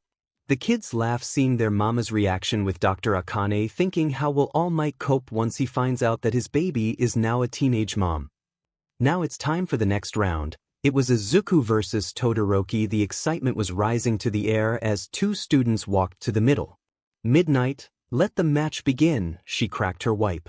Izuku made the first move, calling out two huge vines out of the ground, acting as his shield. The candy cane boy took this as mockery. He knew this wasn't his full strength, yet he dare only use little of his ability against him. "Todoroki, how dare you mock me?" he whispered, yelled. He created a huge number of ice daggers, sending it towards Izuku, but unfortunately Izuku's vines blocked them all. Todoroki was even angry than he already is. He attempted to freeze him, however Izuku already made a crystal dome before he could. Todoroki made another attack, but it didn't break the dome. "Todoroki, why won't you fight me? You think you're so powerful you can't be bothered fighting me. I'll show you power." With that said, every anger that was building became fire. Half of his body was covered in red-hot flames. The cheers grew louder and louder, feeling the pressure of his flames growing bigger. Endeavor shouted his son's name into the sky, feeling the scenes of pride running down his vein. Seeing this made Izuku slightly satisfied and happy, maybe because he can use that for this combat. He released both his dome and vine, replacing it into a power that can tame the boy's anger. "Izuku-ein," he whispered. A great light appeared before Izuku, blinding everyone in the stadium. After the light came out, an angel appeared out of its arms and legs wrapped in golden leaf. Izuku transformed himself into a holy being, but the people thought he was using his quirk. How wrong they were. His demon lover smirked seeing his holy form, since this was their original figure. Their power spread makes the ground around them break from the pressure of their strength. 𝐶𝐮𝐬𝐴 was in a state of panic. Everyone in the UA staff are, with All Might, passed out from worry. The concrete hero hurriedly went into the middle to assist Midnight, who was trying to release a gas that could stop the two students. Todoroki unleashed a far greater flame, ready to deliver the final blow, while Izuku gathered up tiny pieces of light into his hand. Just as they were about to take out their power, 𝐶𝐮𝐴 created 5 walls to stop the impact of their power. As their powers were unleashing, the wall 𝐶𝐮𝐴 made broke into pieces, scattered everywhere, almost hitting the crowd image above. Behind all the dust, Izuku's side remained untouched, while Todoroki could be seen lying down out of the bound. It was silent. Everyone was still shocked by what just happened. Present mic, 𝐴 and the winner is Izuku. This didn't make anyone cheer, as they were still in the state of shock. Todoroki tried to get but stumbled back. Just then Izuku appeared in front of him, still in his angel form. He teased at the angel before him, not wanting his help, but Izuku had other plans. He pitied the poor boy who has a burn mark on his face. He knows the reason why he has it, though it's not his fault. He was a child born from a family of broken souls. Our angel touched his face with both hands, healing the boy before could push him away. In one moment Todoroki checked himself. The pain in his body disappear, but not just his physical strength that recovered. He touched his face and shock, he felt no scar. He freezed the ground under him and looked at his face and almost cried when he saw his scar. Despaired. Everyone was amazed after seeing his face. Izuku had already left the crying boy that was now comforted by Midnight. It was time for the final match. Izuku was up against his lover Ķirūto. Everyone kept quiet, knowing this battle was more intense than the last match. Present mic, all right. This is the moment we've been waiting for. The final match. UA's angel versus UA's demon, who will win first place. That didn't excite them. No, after seeing their ability, they are silently hoping the stadium wouldn't fall apart, although the kids were excited to see their mama and papa battle each other. Ķirūto smirked from the silence and thought about this match. He didn't want to fight his lover over who gets the first place. So before Midnight could crack her whip, Ķirūto raised his hand and announced, "Ķirūto, I forfeit the match." Shocked, Midnight asked why he forfeited. Ķirūto had an interesting idea on how to tease his lover, so he went over him and kissed the back of Izuku's hand. "Ķerouto, how could I ever fight my love?" he winked, causing Izuku to blush slightly. Everyone awed the sweetness, mostly the girls though, and with that the winner has been decided. After everything, the citizens finally recovered and are now cheering for the tree contenders, with Izuku who got first, Ķerouto second, and Todoroki as third place. Just then, All Might appeared with his signature post, making everyone roar even louder. All Might put a medal on Todoroki first, then patted his head. "All Might, you were outstanding, young Todoroki." Next it was Ķerouto. All Might nodded at him after putting the medal on him. And finally he put the first place medal to his precious baby. The father was trying his hardest to contain himself, wanting to give his son a bone-crushing hug. All Might, well, here they are, the winners of this year's sports festival, but remember this, anyone could have ended up on those podiums, but keep in mind that winning isn't everything. Take this as an experience that would help you in shaping yourself, so everyone say it with me. Everyone / All Might plus / thank you for your hard work. Now everyone was confused. Everyone, All Might, it's plus a. They growled, "All Might, I just thought everyone worked hard, huh?" His awkwardness made some of the crowd laugh. But then the father spotted his child being embraced by his lover, his instinct kicked in and he rushed over to grab his son, carrying him into his arms. "All Might, don't lay a hand on my child," he growled at the demon boy. Eraserhead, Present Mike, and Midnight had their mouth dropped. They can't believe he just did that. Meanwhile, the crowd had one thing to say. Everyone, his child. Midnight, "Guys, should we get the canes?" Eraserhead, "Nizu just texted me, he already prepared the sharks." Present Mike, "I'll get the poison from our." Oh boy, this would not end well for the overprotective father, and now the whole world knows about their relationship. Izuku silently hopes his father will survive Nizu's wrath. Class came back to normal, well, if except for the fact that everyone knows about All Might being Izuku's father. Not just that, but apparently Hiroshi Yamazawa, Izuku's older brother figure, had moved to Class 1A after kicking out Minata for being a pervert and homophobic. Currently Izuku was on Ķerouto's lap reading a book while Hiroshi and Ķerouto chatted a bit with the purple boy sitting on the table. They were rather unfazed by the class' cold and hateful gaze. As such, they didn't mind it. They were too much of a hustle to deal with even the angry Pomeranian and the now scarless candy cane boy who wants to express his gratitude for the angel, but he can't exactly right now, seeing as Izuku was wrapped on the devil's lap. Then the R-rated hero came in and everyone went back to their site. Midnight, everyone, Aizawa isn't available at the moment, so I'll take charge of all of you for today. So as you all know, each of you receive a letter of recommendation from agencies that acknowledge your capabilities, but of course we can't just take you off with your customs without a name, don't we?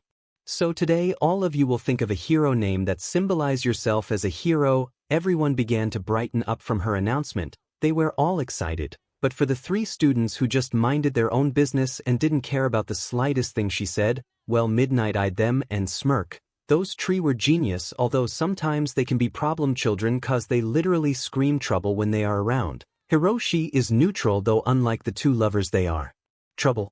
Midnight knew, after all, she did look after Izuku when he was younger. That alone made her give up on life, and also she found out about Ķerouto being a true devil from his father's story. Well, she didn't want to think about that, it was too stressful. She can't go around being a hero looking like an old lady now. Then when they all decided on their hero names, each one of them present their chosen hero name to the class.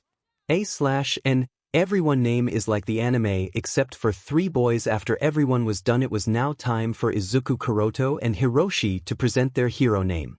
Like usual, the class glared at them, but they didn't care about that. Midnight noticed this and be sure to report it to 𝐀𝐮𝐬𝐴 later. Hiroshi present his first, smirking Hiroshi, the brainwashing hero, manipulator. A certain angel couldn't help but smile seeing his brother figure proudly claims his hero name and pride of his quirk. Midnight caught everything on camera so that the two yin and yang parents would see their proud son and made sure to record everything, even Ķerouto, to show the tired detective 𝗧𝗜𝗍𝗄 seeing his son participating and not going off killing people. Then it was Izuku's turn. He was expressionless as ever. Izuku, the nature angel hero, Emerald, he whispered shyly, which made Midnight squeal a bit. Then it was finally Ķerouto's turn. He yawned, clearly bored. Ķerouto, the demon hero, Inferno, he said in a bored tune. Midnight can't help but sweat drop at the name because it sounded like a villain's name, but she just shrugged it off. Midnight, alright, since everyone has their hero names now, you must select any agencies that you want to join as a next level of your hero training. After you're done you may pass it to me, she announced. Just then Izuku came to her and whispered something into her ear. Midnight, are you sure you want to be with him? Isn't your dad an option? Izuku, I want to spend time with Grandpa. He whispered. Only she could hear. The R-rated hero beamed at his cute display then left at him, making the demon boyfriend jealous, Hiroshi taking some pics and the other students looking stunned. Midnight, sure thing. I'll make sure he'll get the request so you can spend time with him. She cheered. 𝐒𝐮𝐦𝐦𝐚𝐫𝐲, sure. I'll tell your grandpa that you're bringing your boyfriend with you, she chided. After some time the bell began to ring, which means it was time for lunch. All the students got up and give Midnight their papers. Meanwhile Uraraka tried to approach Izuku as she was trying to apologize for ignoring him as her friend. She felt nervous. Karuto noticed this and seemed suspicious of her. So he casually put his arms around Izuku's wrist and glared at her, which frightened her. Then she left. As Midnight was about to leave the classroom, one hero decided to make an appearance by bursting to the doors. All Might, Izuku. Papa brought lunch, he yelled, coming up to him. Midnight, what did I tell? She was angry, pulling out her wipe. All Might, Midnight, I just want to have lunch with my child, he shuddered. Midnight, while looking like you just came back from a mission. She yelled. It's true, All Might just came back from his mission in America. His hero suit was dirty and covered in mix with his blood and dirt. Izuku noticed that his father was hurt, so he secretly healed him while the two heroes argue with the students watching. All Might, come on Midnight, just let me spend time with my child. Midnight, have you forgotten you still have a pile of work to do after you left? All Might became depressed imagining all the paperwork piled up on his table. While his like that, Izuku began cleaning his dad's arm using his handkerchief that he rarely uses. Midnight, your son is even more responsible than you. Just look, he's taking care of you while you're acting like a big baby, she huffed, noticing his son's gentle touch. All Might became overwhelmed and carried Izuku by one arm. All Might beamed. My baby is so sweet. Midnight, sigh, you're hopeless. Izuku, Karuto, Hitoshi and All Might went to the teacher's lounge where they ate lunch. Izuku convinced his dad to eat with his boyfriend while Hitoshi just wanted to eat lunch with his parents. Naturally, All Might was convinced, although he has been glaring at the demon boy because he was constantly sitting next to his son, filling the room with a negative atmosphere. Midnight decided to break the silence. Midnight, Izuku. Gran Torino said he'd be glad to have you and your boyfriend for your hero training, she announced with joy. Poor All Might froze hearing this. He looked at Izuku in disbelief. All Might, 𝐒𝐮𝐬𝐴, would you choose Grandpa? You can just choose me, I don't mind having young 𝗧𝗏𝗏 around. He shattered. Izuku, I want Grandpa, he whispered while munching the food. And just like that, All Might became stone. Karuto and a few other teachers plus Hitoshi laughed at his reaction. Hizashi, ha ha ha, Izuku hates you. Haha, All Might, shut up. Izuku, did Papa do something wrong? He cried out. Izuku, sports festival, he whispered. The father felt like an arrow has pierced through his head, which made everyone laugh even more. Izawa, count that as punishment for exposing yourself, he sighed. Deep inside a dark place, one man stands in front of hundreds of creatures feeding on limbs of dead animals. That man was smiling as he watched them. They were disgusting creatures mixed with birds and human muscular appearance. The experiment was a success. All we need to do is figure out where would we attack, the man smiled. Don't worry, I know exactly where we're going to attack. Soon I'll get my hands on you, gifted. Nizu, Izuku, are you sure you're fine on your own? He asked. Currently him and Izuku were having a rematch from their previous game of chess. Like always, Nizu seems to be on edge with a fewer number of chess pieces he has compared to Izuku yet again. Izuku nodded, moving another chess piece. Nizu, but Izuku, now that your identity as All Might's son is exposed, aren't you afraid villains might target you? Izuku, Karuto, The chimera flinched, hearing the name. After he investigated about the demon boy's past, he learned things about him that he shouldn't even know about, even the constant bloodshed and torture he faced. 𝐻𝐮𝐦𝐦𝐚𝐫𝐲. Click with one move Izuku won the game, making 𝐻𝐻𝐻 wide eyes. He was unfocused while his partly to blame, although he just cackled with joy seeing as Izuku beat him once again. 𝐻𝐻𝐻, another win. I expect nothing less from my student. You can go help RG now. With that said, Izuku gave a hug to 𝐻𝐻𝐻 before he walked out of the door. After Izuku left, 𝐻𝐻𝐻 sighed with concern. After All Might accidentally exposed them, the media and the Hero Commission were watching the two like hawks. Fortunately, he was able to calm them down, but what's really concerning is that Izuku has a boyfriend that could easily defeat All Might without much effort. It's terrifying how two powerful kids got together at the same time. It's enjoyable to see young children go off and enjoy their youth. Once Izuku got out, he was greeted by a candy cane boy who was waiting for him. Both made eye contact. Todoroki, Izuku-kun. He paused, taking a deep breath and bowed. Thank you for healing my scar. Our angel smiled. Yes, he knew the hard past the boy went through because of his father's obsession. He even met the oldest son of Endeavor in a rather secret and exclusive place only he, Karuto, and Tuya or Dabi he claims himself know about. He reached a hand to touch his face, which made the boy raise his head to see Izuku's bright smile. Izuku, good job, you work hard, I'm proud. He whispered something inside the candy cane boy's heart melted from those words. He couldn't help but let out a tear from his eyes. That was the first he was praised. Not once in his life he felt so much warmness in his heart. He cried into the angel's arms, being comforted by him, not caring as his boyfriend was watching, both sad and jealous. But Karuto can't just interrupt. His lover was doing his job as an angel, giving light to those who fell into darkness. That's why he fell in love, so he'll let it be for now. All Might is not happy. He wanted to spend more time with his son. Unfortunately, he was stuck doing paperwork for the entire week. And he can't do anything about it. He cried while driving Izuku along with Karuto towards his former mentor. He was wearing his yellow Sunday suit since 𝐻𝐻𝐻 forced him to. They stopped on an old run-down building that's believed to be 𝐴𝐻𝐿's exact location. Karuto helped Izuku get out of the car while All Might rings the doorbell. As the door opened, a very short old man wearing a yellow and white hero costume came out. Looking sad at the number one hero. 𝐴𝐻𝐿, All Might, for the last time, if you ever disturb my sleep I'll dash. Izuku, Grandpa, he said, getting off his boyfriend. 𝐴𝐻𝐿, oh. Izuku, it's been a while, he said, giving him a pat in the head. All Might, sweat dropped. The kids are here for their hero training. Please take care of them. 𝐴𝐻𝐿, of course I will. I'm not like you. I saw what you did at the sports festival and I'm not happy about it. Do you know what kind of danger you put your child through? All Might, I'm sorry. So could you look after Izuku and his boyfriend while I get some work done? He shattered. 𝐴𝐻𝐿, go. Scram. I'll take care of them. All Might immediately jumped up and kissed Izuku in the forehead before running towards his car. All Might, stay safe. Have fun with Grandpa. He drove off. 𝐴𝐻𝐿, hi. That numbskull, he sighed. Karuto, well then.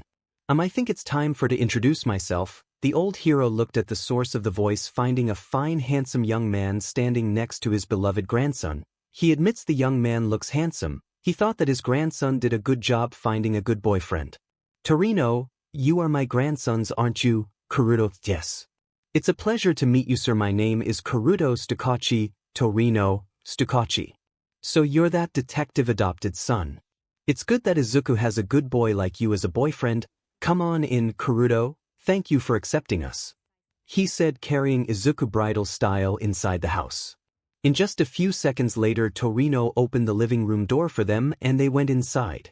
There wasn't much, it was just a couch table and a TV, but everything looked old and dirty, not that they mind. Karuto then placed his jacket on the couch before putting Izuku down and kissed his cheeks. 𝐴𝐻𝐿 saw this and smiled while thinking about youngsters and their youth. 𝐴𝐻𝐿, Izuku, you and your boyfriend can do whatever you want. I know are already powerful, so you don't need my guidance. You two can go on a date or something, just don't Grandpa when he's sleeping, he yelled from the kitchen. Karuto, oh, looks like we can have the weekend all to ourselves. 𝐻𝐿, by the way, 𝐶𝐿, better take care of my grandson, now that the whole world knows about Izuku being that bonehead son, he said, approaching them and placing a couple of drinks on the table before leaving. "𝐻𝐮𝐦𝐦𝐚𝐫𝐲, of course. You can count on me." Now it was just the two of them. 𝐻𝐮𝐴 was happy placing his lover on his lap. "𝐻𝐮𝐴, looks like we've got ourselves a free day. Izuku, Fufu, oh dear, have you forgotten? There is something you and I must do. 𝐻𝐻𝐮𝐴, I'm surprised your grandpa accepted me that quickly. Izuku, that's because he's the best. 𝐻𝐻𝐮𝐴, but still the day is long. Why don't we walk down the streets and look around? Izuku, giggle, I'm sorry my love, but maybe next time after all. We still need to protect a certain classmate of ours and catch that rumored hero killer. 𝐻𝐻𝐮𝐴, do we have to? Izuku, yes, and after this I'll give all my attention to you. 𝐻𝐻𝐮𝐴, deal. Somewhere in 𝐀𝐮 City, you. The screams echoes through the LA way, as a man slaughter a young man in his 20s. BLD was spilled through the ground, the body laid lifelessly on the pole of its own. BLD stain, huh? Another fake hero, he said, wiping the BLD of his face. He let out a heavy sigh. Tired from his 108 kill, he left, leaving the body that was now being eaten by rats. He dashed to another location to find his next victim. Now why is he doing this? The man believed all fake heroes must die in his hands. For him it was for the sake of justice and equality. But is it the right thing? Going around killing heroes for that? It's true the world is a cruel and unfair place, but what can we do about it? All Might is an exception for him because he witnessed a true hero, a hero who fight for justice and peace. Upon landing at a certain location, he looked around and saw two heroes who were currently on patrol. A smile creeps in his face. Just as he was about to catch his prey, a voice called out to him in the shadows.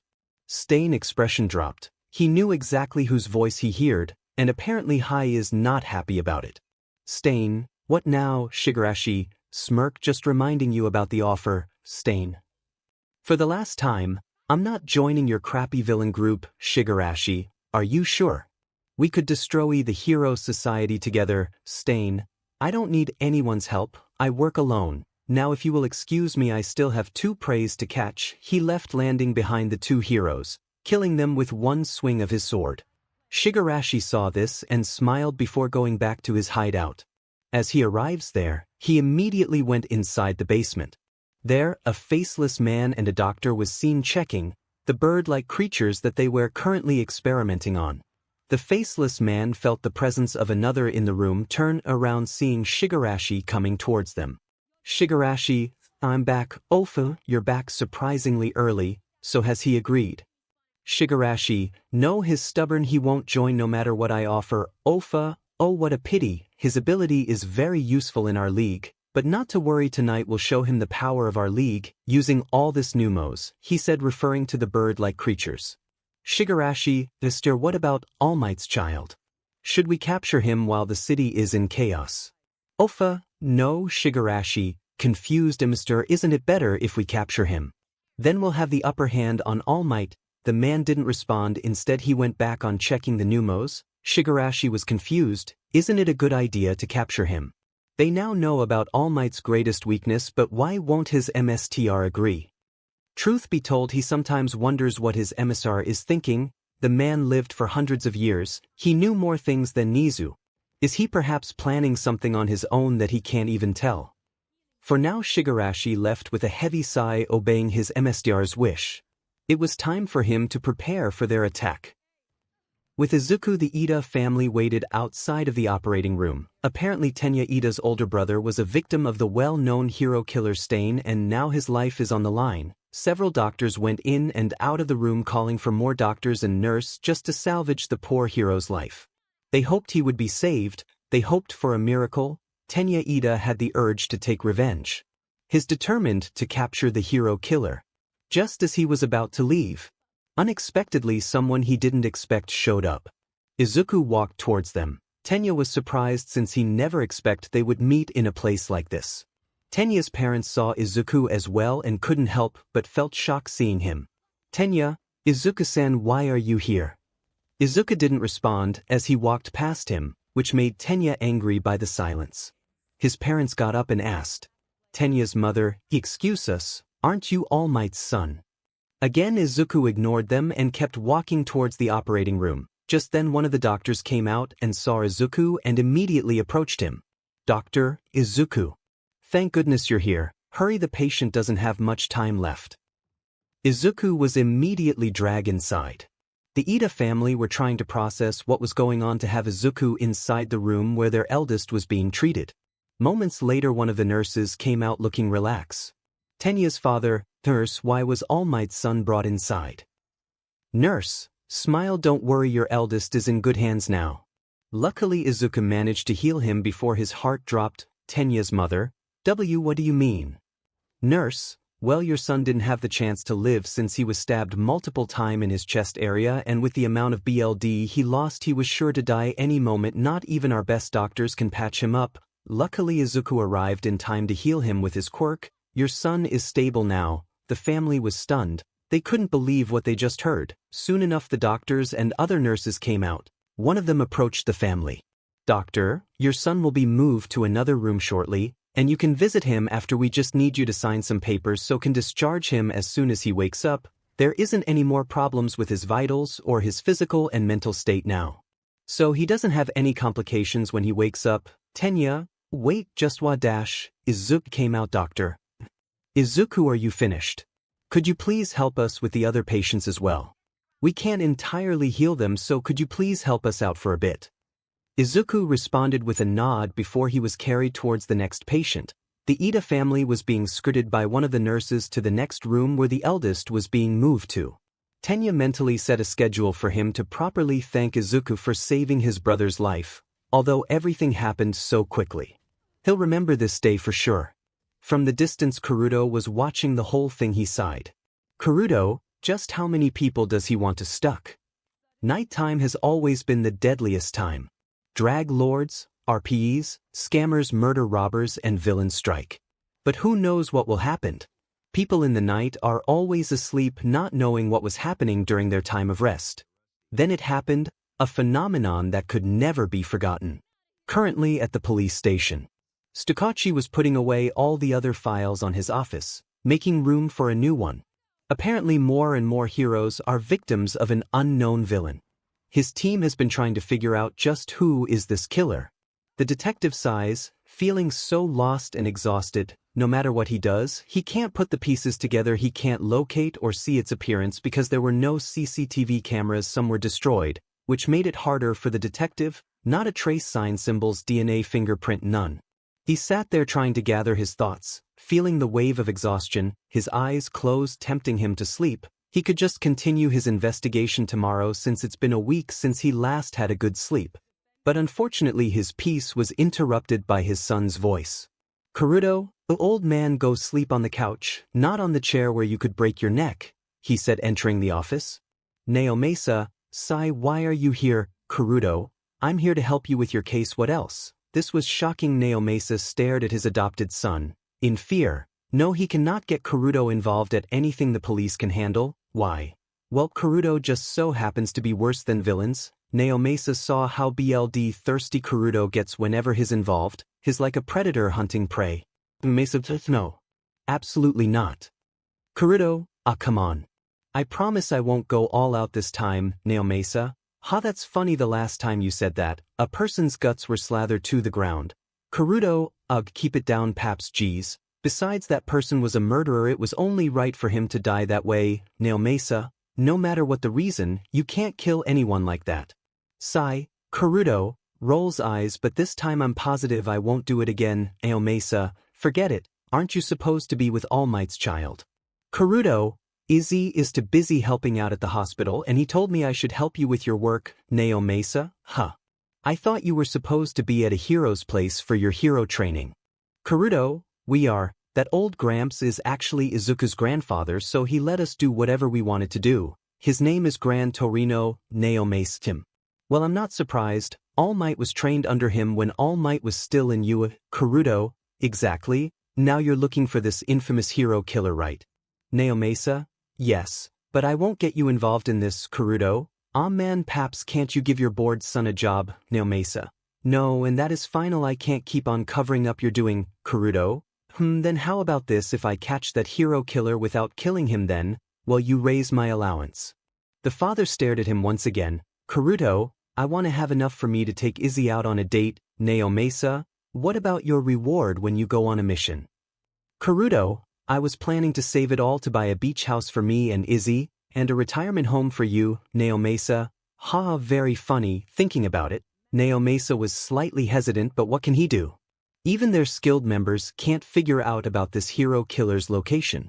But if he sent Q-𝐮𝐬 out to hunt them, then it would guarantee success. The only thing keeping him was the fear of seeing another body party spread across the walls and ground. He's seen a lot of blood shed, but that kind Q-𝐮𝐬 would mercilessly do. If anything, Q-𝐮𝐬 was a devil incarnation. Well, the detective didn't know he actually is. He just thought Q-𝐮𝐬 was like it because of his action.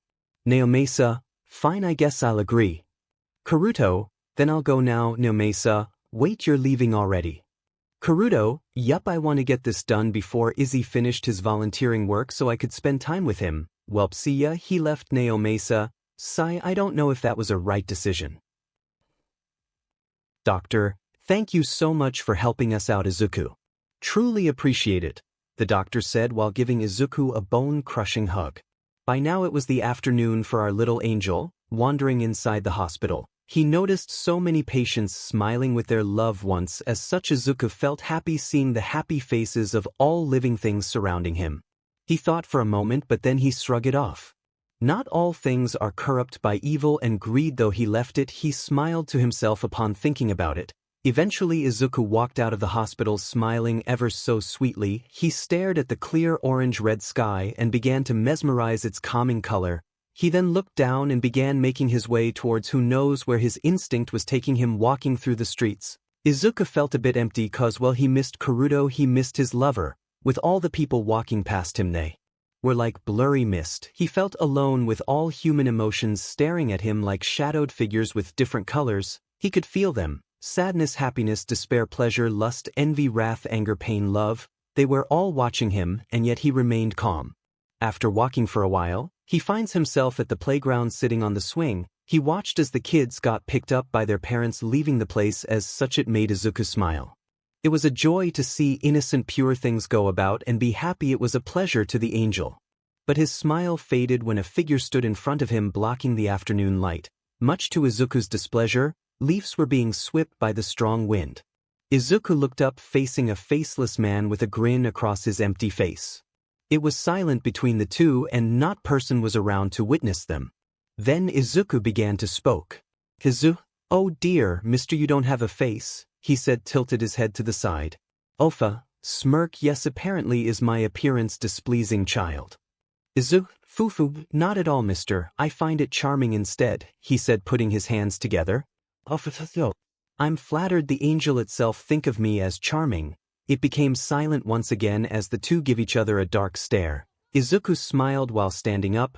The smile shows a genuine warning as the man glanced down at him with a poisonous intention. Everything around them seems to have become nothing but a white room. 𝐻𝐿, dear, isn't it early for you to play chess? 𝐿, does the angel want to stop this old man from playing? Cackling, I don't think there's a rule that allows anyone to stop a game. 𝐻𝐿, oh dear, I think you misunderstood. I'm not trying to stop you. Who am I to stop anyone from their desires? I'm just saying it's too early for you after all. He reached his hands and touched the faceless man's cheeks, making him stare at Izuku's venom-colored eyes. You're still too young to play that game. He let go. Everything around them came back. They stayed there for a moment before Izuku decided to walk past him and leave. He left with an amused smile still plastered on him. 𝐿 froze in his spot, still feeling the overwhelming power that increased his heart rate. From that simple touch he felt as if his very soul was breaking apart. Soon 𝐿 finally relaxed, then grinned, looking at the now dark sky, happy he got to experience that power. But that wasn't enough, he needed more of it. 𝐿, it's not too early to play, dear gifted one. The night has finally come, giving 𝐀𝐮 plenty of opportunities to hunt down more fake heroes, and he just finished killing his prey and now he's out to find more of them. He can't but laugh seeing the body lay lifelessly on the ground. He jumped to another building, looking around to see if there's any more prey wandering around. Though his peaceful hunt got interrupted, catching him off guard. 𝐻𝐿, well, looky here, it seems like you're enjoying yourself. 𝐀𝐮 turned around. Don't tell me you're one of those villain wannabes that wants me in their group. Thanks be dash. He was cut off. 𝐻𝐿, oh, I'm not here for that offer. Saturn was shocked. He didn't expect that. He observed him carefully. He doesn't look like a hero seeing his plain look and does not appear threatening at all, he just looks like a normal boy. 𝐮𝐲𝐿. Then what do you want? He asked 𝐾𝐮𝐿. With that said, shadows came out of the ground, capturing 𝐮𝐲𝐿 within a blink of an eye. This caught 𝐮𝐲𝐿 off guard, dumbfounded by this sudden attack. 𝐮𝐲𝐿, the hell? 𝐾𝐮𝐿, wow, never thought that the villain my father desperately wanted to catch could easily be caught by me. 𝐮𝐿 couldn't believe this. He won't stand by letting himself be captured so easily, using all his willpower to burst out of the shadows' grips, slicing them to pieces with his sword, landing at the edge of the building. 𝐾𝐮𝐿 watched this and was amused by this. Well, of course he is. 𝐾𝐮𝐿 was only using 0.0000000000000000000. One of his capabilities, but playing with the prey is entertaining, so why not play a little bit more? 𝐾𝐮𝐿. You got out of that one pretty fast as expected of the great hero killer, 𝐮𝐿.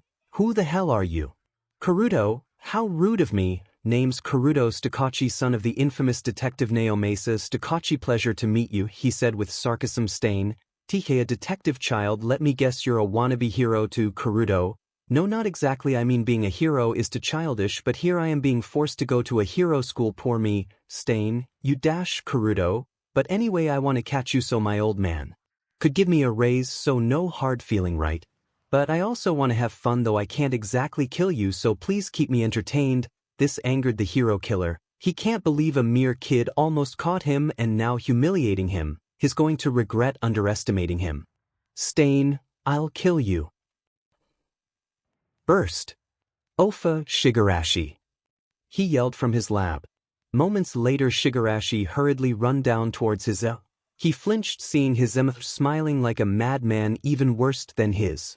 𝐒𝐮𝐴, are you called? 𝐒𝐮, have you prepared everything? 𝐒𝐮𝐴, yes, 𝐿, everything is all set, all of our members are ready as well. 𝐒𝐮, good, now prepare yourself, I'm going to put you in charge. 𝐒𝐮𝐴, 𝐿, I thought this time you're going to show yourself to the world. 𝐒𝐮, well, things have become different. 𝐒𝐮𝐴, why? 𝐒𝐮, cackling, well, it seems like I'm still too young to play the game. It was peaceful at night and a lot of people were enjoying themselves. Everything was just normal. People were having fun, workers were going home, and families were having a meal together. Unfortunately, this peaceful night will have to end. 𝐒𝐮𝐴, 𝐾𝐮𝐿, release them, said the man standing atop the highest building in the city. And soon the city began to burn. 𝐒𝐮𝐴 is now currently burning the city down while the citizens run for their life. 𝐾𝐮𝐿 opened a portal to which the bird-like monsters came out and immediately started to rampage the city. Within a second the city was filled with fire. Within a second monsters began to attack and villains are now spread across the city. And it was all thanks to the madman behind the screen watching the distraction unfold. Many cried and ran, many died and wounded. Heroes were coming, some were fighting, others tried to be heroes, others failed and died. Everything was happening so quickly. The innocents panicked and pleaded for help, but the heroes weren't enough, they needed more heroes in battle. 𝐒𝐮𝐴 was having fun though, he laughed at the chaos before him. While citizens and heroes wondered the cause of it all. 𝐀𝐮𝐭𝐡𝐨 joined in to fight.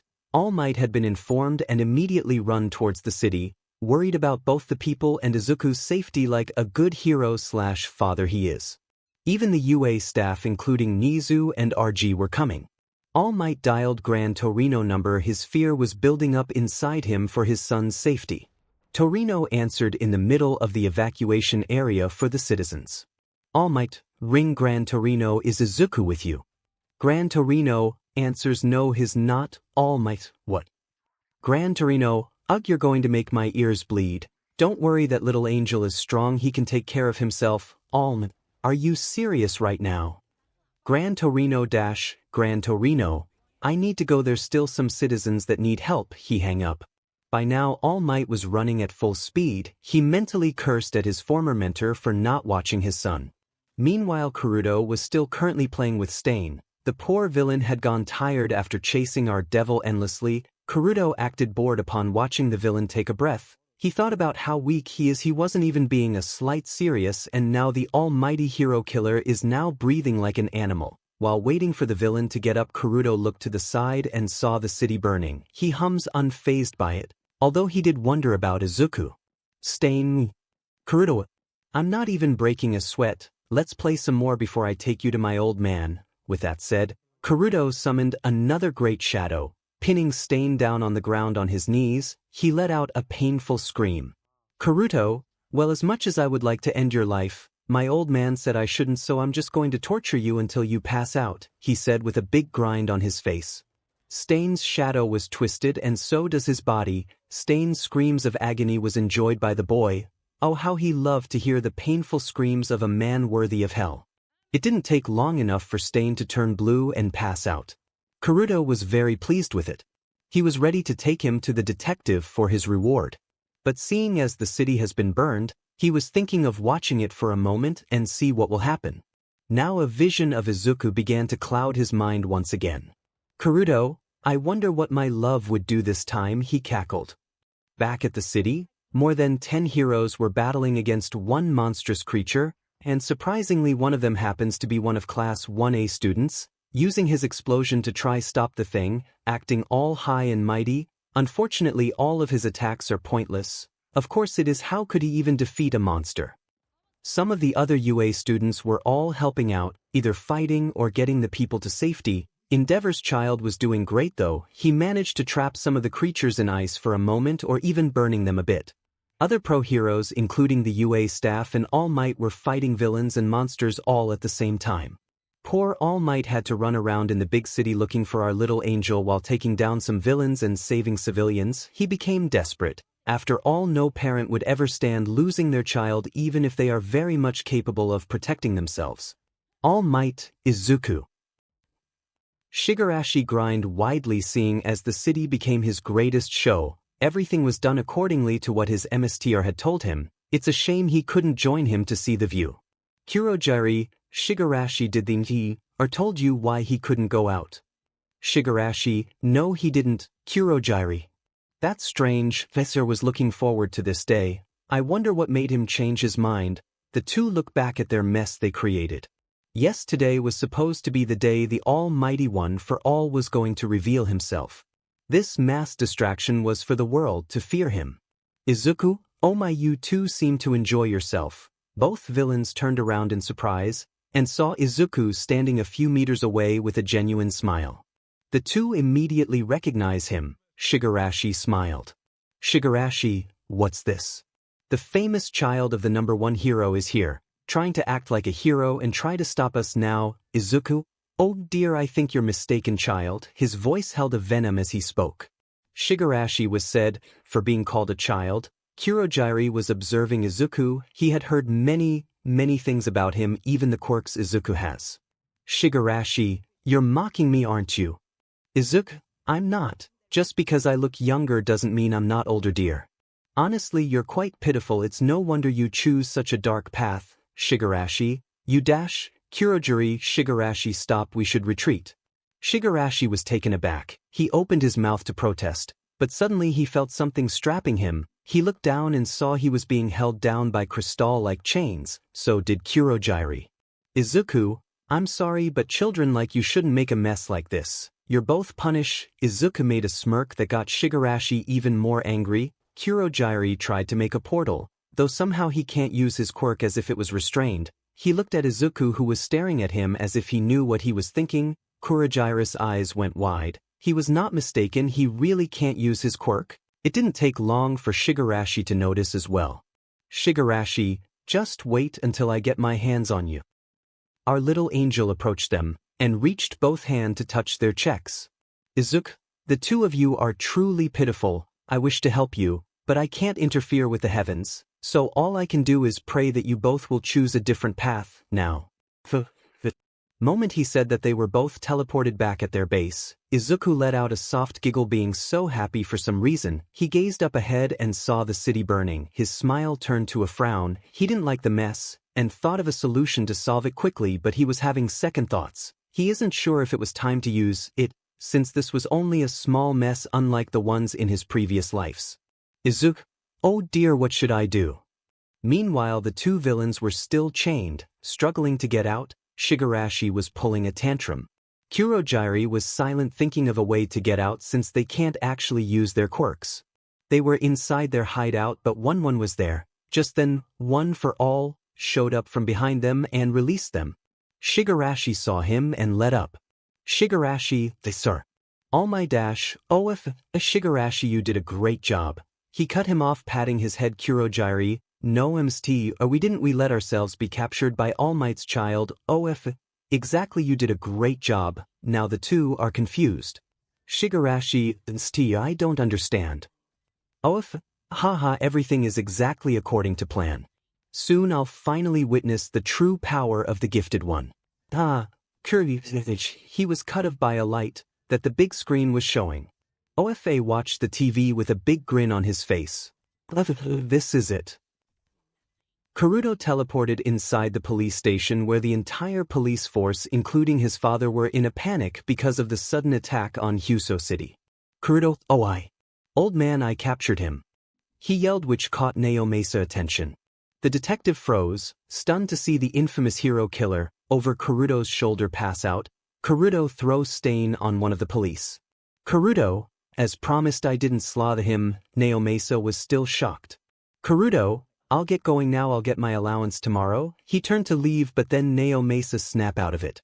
𝐻𝐿, Kurudo, the city is under attack. Kurudo, you think I didn't know that?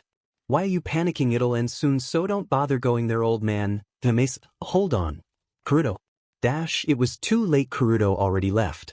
Kurudo teleported himself to where Izuku stood, wrapping his arms around him and buried his face into his neck. Kurudo, you sure are taking your time. Giggled, dear, you surprised me. Kurudo, oh, did I? What's surprising is an angel like you is watching this mess without doing anything. Izuku, well, I'm still thinking. I just took care of some couple of children that made this mess. I'm still debating if I should do it or just kill the monsters one by one. Kurudo, isn't it better to get rid of this quickly? Izuku, yes, you're right, but I don't like showing off. Kurudo, can't you do it just this once? You've already done it our previous lives. Izuku, you're right, as always. He gave him a kiss. Now I think it's time to use. The sooner the better. With a smirk, Kurudo let go of him, and with that Izuku walked forward in midair. He smiled as he stood enchanting some words. Izuku, let's clean up, shall we? With that said, a symbol appeared underneath him. Somewhere in ―― City, All Might, erase your head. Midnight. Did you find Izuku? Midnight, no, we didn't. We were too busy getting the civilian to safety. Aizawa.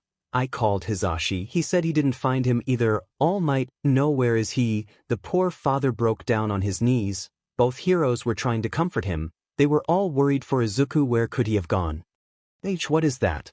A civilian screamed, catching the hero's attention. They all looked at the sky and saw what seemed to be floating at the sky. Back with Izuku, watch the whole thing so you can have an idea. Grinning face with big eyes as he sang, the entire city heard him. From the ground came out crystal chains, capturing all the bird-like monsters, making all heroes and citizens surprised and afraid. They watch as the monsters screams, trying to get out. The heroes steps back. They didn't know what was going on, but then they all heard Izuku's voice. Just then, tiny ball of light suddenly fall from the sky, making all the monsters fade like smoke. Everyone watches as the smoke gathered around in the sky. The villains were captured by the crystal chains, unable to get free. Some escaped though. Soon the smoke gathered in the sky, despair into nothingness. What's going on? Everyone run. Is the world ending?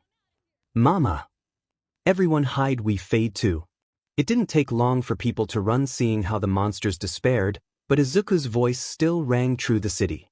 Then another symbol appeared. Soon all the people, including the chained-up villains and heroes, began to levitate. They all floated to the sky and panicked and couldn't do anything, as if their bodies were being trapped inside a ball. All Might tried to move, but he could not do so. Izuku kept singing. Now the city was changing. Like in reverse, the once destroyed and burned city began to fix itself. Imagine above, now the streets have begun to change into something more brand new. The building repaired themselves, leaving no trace of distraction. The people watch this. They feel both amaze and fear. They were still trapped in the air, while the city was still repairing. A helicopter was flying around the city and captured every little thing, even those who were still floating. Now the world was watching. They happened to fly towards the source of this unnatural phenomenon. The camera was directly aimed at Izuku. He was still singing. The world was amazed by this. They all witnessed the power of the boy. As he sang the final notes, the city was now fully fixed, but the lives of the ones who died had not. The people slowly made it back on the ground.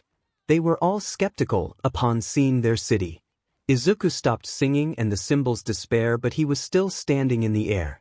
Ķirūdo, who was watching him, smiled proud of his lover's success. As soon as All Might landed, he saw Izuku from above and immediately ran to where he is now, realizing what Izuku has been doing and just wanted to see his son safe. Midnight and Eraserhead also followed him along with Hiroshi, who suddenly showed up with Hisashi. Izuku walked back to his lover and embraced him.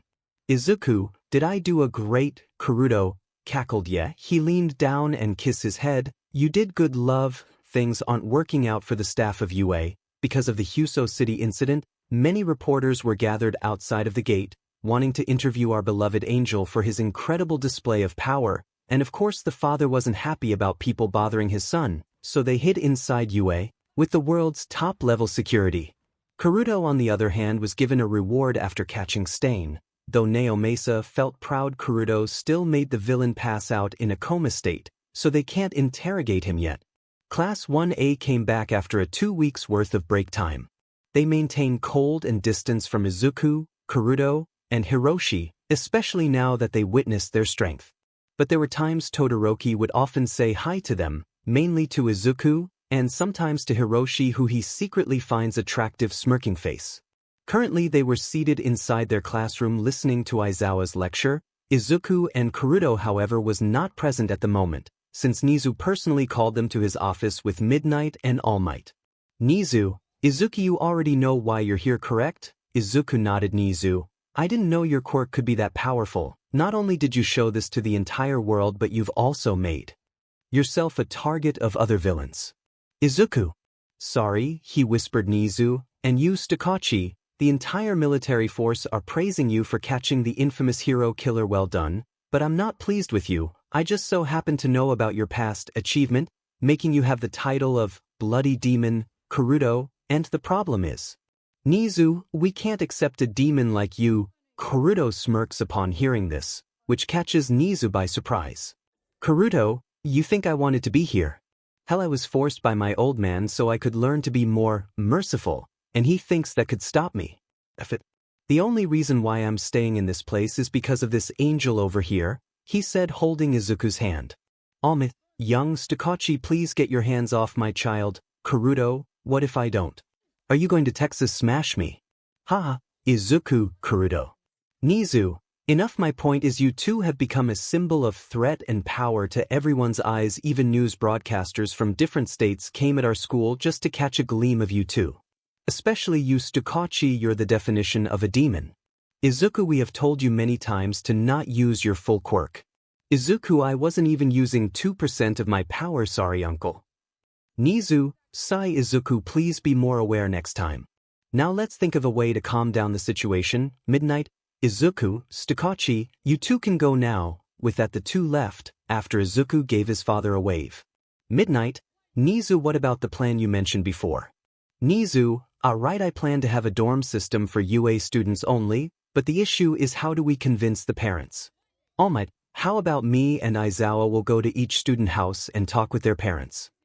Midnight, that's too much work. All Might, but do we have any other options to convince them? Midnight, 𝐻𝐻𝐿, we'll talk about that later. The reporters are outside again. Sigh. All Might, I'll go. Midnight, no, you'll make it worse. I'll go, at least they won't interrogate me that much. She left. All Might, so what should we do now? 𝐻𝐻𝐿, our first priority is to watch over Izuku and that devil reincarnation, and then we'll discuss about the dorm system when the others are here. All Might, sigh. I'm worried. 𝐻𝐻𝐿, about what? All Might, 𝐻𝐻𝐿, we all are, especially now the whole world knows about him and his ability. I'm just glad they didn't find out about Izuku being an unlimited gem source. All Might, did you keep all of his blood rubies in the safe? 𝐻𝐻𝐿, yes, I'm planning to use them as a budget for the dorm, with Izuku's permission of course. It is his BLD. All Might, so I guess all we need is to convince the parents. 𝐻𝐻𝐿, yes, we'll discuss that later with the others. You may leave. All Might. Supposedly Ķirūdo and Izuku should be in class by now with the other, however Ķirūdo decided that they should skip and spend time together. He carries Izuku in his arms as they are teleported to an unknown forest. Izuku, darling, I think we should go back to the classroom. Kuruto, no way, I'm not going to that stupid class. Izuku, but 𝐻𝐮𝐵. He was cut off by his lover's rough kiss. He held Izuku's small body, griping the back of his hair and his slender back. Izuku finds it hard to breathe, but he lets his lover's hands run his body, letting him do as he please. Tears begin to escape his emerald eyes. Kuruto's tongue forcefully went inside Izuku's lip, devouring him. A few minutes later they parted. Izuku was breathing and could hardly stand, but Kuruto's embrace stopped him from falling. Kuruto, I just want to spend time with you alone. He whispered. The angel smiled and cupped his cheeks. Izuku, then shall we go on a date? Go to the movies, eat ice cream, and spend the afternoon cuddling in a flower field. Kuruto, smirk. Yeah, if that's what you want, my love. He slid his small hands towards his lips and gave it a kiss. After that they teleported inside the ice cream shop. Surprising the people inside, they went to the counter and chose some flavors, but the people were looking at them, not that they mind, but it was uncomfortable. After choosing they went to tell the employee, but before they could a person asked, "Young man, aren't you that angel at the news?" The couple didn't listen and waited for their ice cream, but the staff was too busy taking pictures of them. This made Kuruto red with anger, but Izuku stopped him and they went out. Expecting for a quiet street, they were greeted by a bunch of people taking pictures and asking them questions, and some tried to woo on them. Although the couple decided to head to the movies first, so they teleported in front of the cinema. Kuruto, could we get 2 tickets? As soon as the cashier saw them, immediately gash over them asking for a picture and other what nuts. Kuruto was annoyed, so he dragged Izuku out. Kuruto, so much for a date day. Izuku, dear, don't be like that, let's go somewhere we could be alone instead. Kuruto, yeah, let's go. It has been 2 months since the incident occurred, although there were many things that happened after that. Just like how 𝐻𝐮𝐬𝐴 finished his dorm project with the help of 𝐶𝐮𝐬𝐴, while All Might and 𝐬𝐴zure had convenienced the parents of the students to take their dormitory program. Class-1A had gained a lot of fame from that incident, though some of the class were still affected by it. The couple 𝗫𝐿 and Todoroki was just enjoying their day eating lunch together. Todoroki and 𝗫𝐿 just recently became lovers, although Endeavor wasn't pleased by his son being gay. Kuruto just so happened to have secretly threatened the man so that Shoto and 𝗫𝐿 could date. Todoroki, he whines as he was being fed by Izuku with some vegetables. Just recently Todoroki had been playfully calling Izuku mom, because to him, Izuku was caring and kind like a mother and would often scold him for recklessly using his quirk. Izuku, eat, he scolded quietly. Kuruto, honey, don't force the children if they don't want to eat the damn vegetable, he said jokingly, but was given a harsh glare from him. 𝗫𝐿, mom, I'll eat that if Shoto-chan doesn't want to, he offered like an obedient child.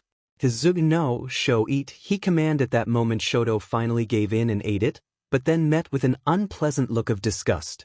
Izuku, good, Kuruto, honey, aren't you too harsh, he teased. Izuku, vegetables are healthy, he said in a harsh whisper. 𝗫𝐿, there, that wasn't so bad, he tried to comfort his boyfriend. Soon the bell rang, so lunch was over. The four got up and cleaned up their mess before heading to their classroom. Aizawa, I assume everyone had their things ready for the dorm system, he asked.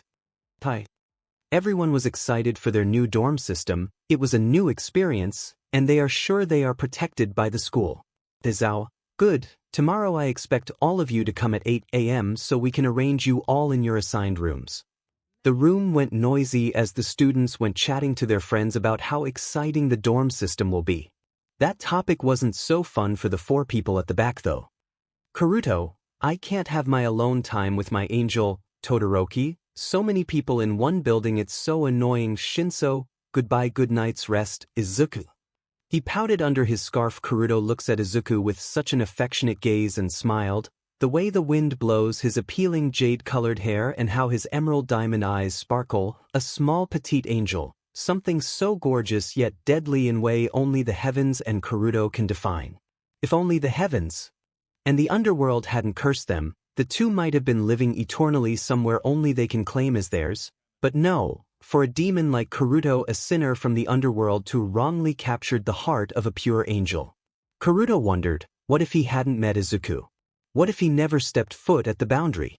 Then what would he be like? Vividly, 𝐻𝐻𝐼 remembers the fateful day on how they met. It wasn't like any typical love story, though it was quite adventurous. That day when he crossed the boundary between the heavens and the underworld, the angel was frozen under the gaze of the demon before him, a terrifying sight, but he laughed, reaching out his hands and smiled. "For a demon, you're quite charming," he cheerfully said. The demon was puzzled. Of course he is. Every creature resent him for being so demonic in every way, yet an angel dares say he's charming. Such an odd angel indeed. He finds him interesting, naive but adorable in a way. While he did all he could to scare the angel, yet he still smiled so brightly like he wasn't a threat. Over time the two were played by faith, falling in love and keeping it a secret, until one of the angels saw them. The ruler of heaven and underworld, disagreeing with their love, cursed them with eternal reincarnation and must change the corruptness of those worlds they were reborn to. Despite that, the two still fell in love with each other every time they reincarnated. Now he was in a new world full of corruptness, with his angel sitting right next to him. He felt like devouring him right here and there, but he had to stop himself. He shall never dare tarnish the innocence of his beloved. "Izuku, darling," he said softly. "𝐻𝐻𝐼. Oh yes." Izuku linked their hands together and smiled ever so sweetly, which made the demon's heart flatter. "Izuku, you date night?" he asked with the most adorable puppy eyes. 𝐻𝐻𝐼 cackled. "𝐻𝐻𝐼, sure, why not?" He rubbed their foreheads together. Bang! "All Might, don't you dare take my child again." The door burst open, surprising the students. The couple exchanged glances and immediately agreed on each other. The two then disappeared. ― and Todoroki sighed at their friend's/parent sudden disappearance, since they would have to deal with All Might's cry again. Meanwhile, the father had his soul floating above his body from shock. All Might, Izuku. The police station. The police were out and about, going places to places trying to find their midnight heroes. Recently there has been some report about 2 vigilantes spotted near some crime scene areas by the Red District. However, no one has ever caught a glimpse of their faces. The police had been trying to find out about them after they were reported a month after the Hyuso City attack. 𝐻𝐻𝐼, any lead? Police: no, there's none so far. 𝐻𝐻𝐼, just who are these vigilantes? Police: whoever they may be, let's catch them. We can't have vigilantes roaming in the night. Police too, but because of them the crime rate at night decreased to none. 𝐻𝐻𝐼, you're right. But we can't have a bunch of wannabe heroes fighting at night. What if they're just kids trying to be heroes in the shadows? Police: but how do we catch them? 𝐻𝐻𝐼, that's what I'm trying to investigate. Police too: by the way, detective, how's your son doing? I heard he's dating All Might's child. 𝐻𝐻𝐼: oh boy, please don't add that to my list of problems now. All Might wouldn't stop bothering me, asking me to tell that devil of a son of mine to break up with Izuku. It's been a pain in the neck. Police too: really? I heard All Might is quite a doting father, but I never knew it was that much. 𝐻𝐻𝐼: I could never describe what kind of fool he is around his child. Police: detective, I think it's best for us to continue our investigation. 𝐻𝐻𝐼: you're right, let's focus on this case. Burst All Might. 𝐻𝐻𝐼: 𝐻𝐻𝐼, speak of the devil sigh.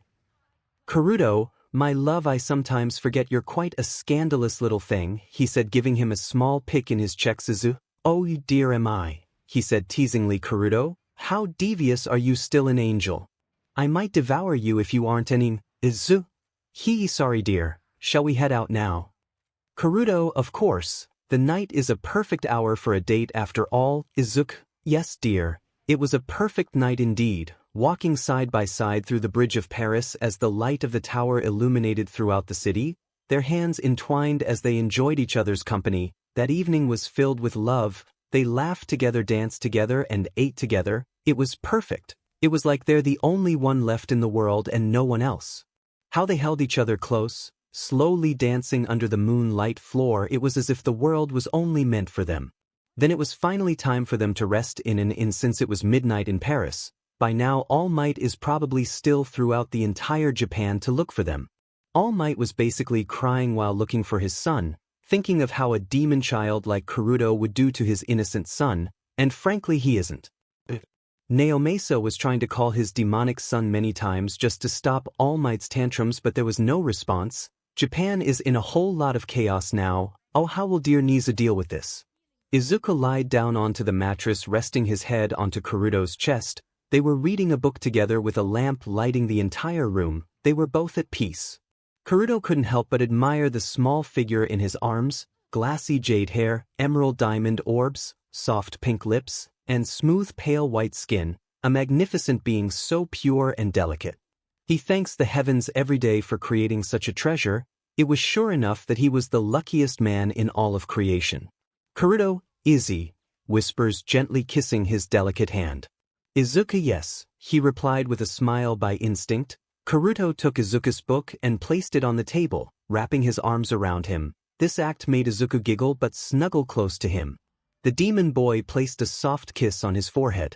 Karuto, when will start? He said, his voice deep. Izuku looked at him and smiled. He knew his beloved was anxious. But he couldn't do it yet. Izuku, soon my love, just wait a little more. After all, I still need to take care of 3 more children before I do. Karuto listened and smiled. His angel was perfect in every way. From smile to his soul, he was indeed a marvelous aspect.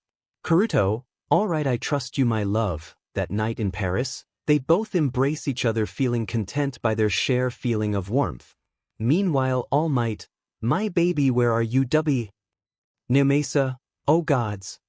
When will this grown man shut up? Everyone from Class 1A had settled down inside their dormitory, but the atmosphere wasn't really pleasant. It may be because of the 4 students. It was so thick you can cut a knife through it. Karuto and Izuku left the dorm to lessen the tension, and so once again they were nowhere to be found. 𝐻𝐿𝐿, this is bad. Every UA staff, including All Might Endeavor and the head of the police force 𝐻𝐿𝐿, are in the meeting room. All Might, it's best to take action immediately. Who knows what the LOV might be plotting next? 𝐻𝐿𝐿, it's not just the LOV. Recently there has been a report about 2 vigilantes roaming at night. Midnight, raise brow. How are the 2 related? 𝐻𝐿𝐿, when the LOV made their attack on Ḥuso City, numerous reports started to come saying that 2 vigilantes were spotted in the Red District, which is one of the possible places where the LOV might be hiding. Sniper, so I'm guessing there's just a bunch of kids trying to play the hero. 𝐻𝐿𝐿, I can't say they're kids. Recently one of my squads managed to take a picture of them. He showed them a photo of what seems like 2 black shadow-like figures jumping in another building. Erase your head, is that supposed to be a person? 𝐻𝐿𝐿, we don't know. 𝐻𝐿𝐿, in other words, we are facing 2 problems. 1, the LOV, 2, this unknown vigilantes, All Might, but aren't they helping? 𝐻𝐿𝐿, yes and no. It's true they're helping by eliminating some criminals. However, by eliminating, I mean brutally stabbing them multiple times that their guts were practically everywhere. Not just that, but burning and torturing them in the most painful way possible. Not to mention some of the criminals that has been taken down by this vigilantes are low-class villains that has a certain connection to the LOV. For instance, he showed them a photo of a dead villain. His name is unknown. However, we recognize him, since he was one of the villains that was involved in the USJ incident. Endeavor, I'm guessing this vigilantes have information about the LOV. 𝐻𝐿𝐿, I can't be certain. 𝐻𝐿𝐿, well, first things first, we need to plan our next move. Who knows when the LOV might attack? We might need to get vigilantes in our side. Midnight, is that a good idea? 𝐻𝐿𝐿, it might not be good to trust these unknown vigilantes, but we can at least gain some information about the LOV. Now how do we find this nighttime heroes? As the heroes began their plan, unbeknown to them, the shadows were listening to them. The owner of this shadows listened with a smirk plastered on his face. With Karuto and Izuku. Karuto, interesting, he said, holding a ball of shadow in his hand. Izuku, darling, what are you doing? He said, sitting down next to him. They were currently on top of the highest building of Japan, holding hands as they sat down together. Karuto, nothing, just listening to our parents and teachers talking about my shadows being vigilantes. Truly a blessing of the night. Karuto had ordered his shadows to take down every criminals in the streets from all over the world. Only during the night where the shadows takes form of a figure, it wasn't out of justice, but it was for his angel's request, to save those who are victims and eliminate the criminals. The ruler of darkness can only do this for a simple words given by his angel. Ķirūdo pulled his angel into his lap, embracing him from behind. Izuku, darling, thanks for fulfilling my request. Ķirūdo, anything for my beloved Purple Heart. It was peaceful for them, being with each other even in the most chaotic times. Oh, how they wish to stay the way they are. Izuku, it's almost time, he said, looking in the distance. Ķirūdo, are you sure you want to change this world? Izuku, this world is already corrupt. Therefore it must be changed. No power to no quick, no villains and heroes. Only then can this world be washed away by its sin. Ķirūdo, all right then, he gave a pick on his lips. I'll be right by your side until then. Izuku, you know this means we'll be separated again. Ķirūdo, and we always manage to find our way towards each other. Izuku, you're right, so I shouldn't be afraid. How they wish time could stop. May I join you? Upon hearing this, the couple turned around. They're standing a few feet away from them. The villain Ofa smiled at their presence. The couple faced him. Izuku, it's been a while, dear. How have you been doing? I see you didn't cause any trouble since the last attack. Ofa is the gifted one, praising me. Ah, what a laugh. Izuku, I guess you can call it that way. Ķirūdo, anyway, I assume you already know your part. Ofa, yes, of course. Oh, great ruler of the shadows. Ķirūdo, then why are you here? Ofa, I just wanted to see the couple who will destroy this world one last time. Izuku, my, how sweet. However, it's not the only reason you wanted to see us, right? Then in a flash, they were standing in a void, a white void.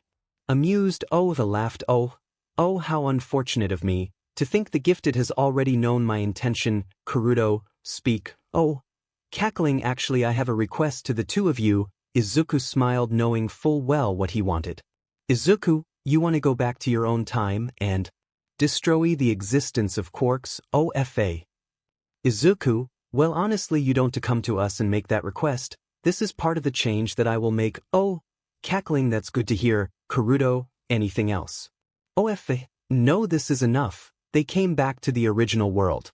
Ofa, well then I'll be off. He disappeared. Ķirūdo, TCK, what a naughty boy he is. Izuku, well, at least in the very end he showed us such sincerity. Ķirūdo, are you sure this is the best way for us to fix this world? Izuku, yes, I'm certain. Now those who have suffered in this world will be granted a new life. He began closing his eyes, seeing all the people who was suffering by the use of quirks. Izuku, there's a girl being used for her BLD, a man that can walk, a woman who was blinded by greed. These are one of the many things we need to eliminate from this world, and many more, and for that to happen we must do it. Ķirūdo, my love. He took Izuku's hand and gently kissed him, as they embraced themselves for the future that's about to take place. One for all, came back to his hideout. A scene of satisfaction washed over him. Now he'll have the privilege of seeing his family again. Shigarashi, it's about the plan. Ofa, yes. Shigarashi, prepare yourself. Call every villain in this city. I've already assigned Kurojiri to tell every villain of every nation to cooperate with this plan. Shigarashi, yes. He left. Ah, how magnificent. To think I could have the pleasure of destroying the world before the gifted one could rewrite it. Truly fortnight of me. He smiled to himself. This was the perfect day for him. All Might, my baby. The father hugged his son while crying dramatically, since he was looking for his child after the meeting was over with Nizu, and managed to find him outside of AU gates. Midnight, for goodness sake, All Might, could you please act natural? She put a hand on her head. Izuku, papa. Izuku whispered, All Might, yes. What is it, are you hungry? He asked eagerly. Midnight, listening closely. He was hesitant. After all, this was the last day he was going to spend time with these precious people who once saved him, which they shouldn't have done since he was waiting for Ķirūdo at that time, but still he was grateful for these kind-hearted people. Izuku, I want to spend time with you, Auntie Namuri, Uncle Sho, Uncle Zashi, Shoto-kun, Hitoshi-kun, Uncle Nizu, Auntie Chio, and the rest of the AU staff, he said with a smile that could defile the sun. The two adults awed the sight of his smile. Midnight, of course you can. Let me call them all here so we can have a mini party all together. Wait, now that I think about it, isn't tomorrow the day we found Izuku in the lab? All Might, that's right, I have completely forgotten about it. Oh sorry Izuku, we didn't mean to dash. Izuku shook his head. Izuku, it's okay, can we spend time now? Midnight, I've already called them, they said they'll arrive later with food, come on. Let's go sit up the table. With that said, Nomiuri took Izuku's hand and dragged him inside. And Izuku couldn't help but feel happy. With a flash, क़urudo teleported inside of this adopted father's office, creating a mess of the place. With a deep heavy sigh, 𝐻𝐿𝐴 slammed his head in his disc. क़urudo, my old man got time, he said holding up 2 bottles of beer. 𝐻𝐿𝐴. Aren't you still too young to be drinking that? क़urudo. Yeso. Got time or what?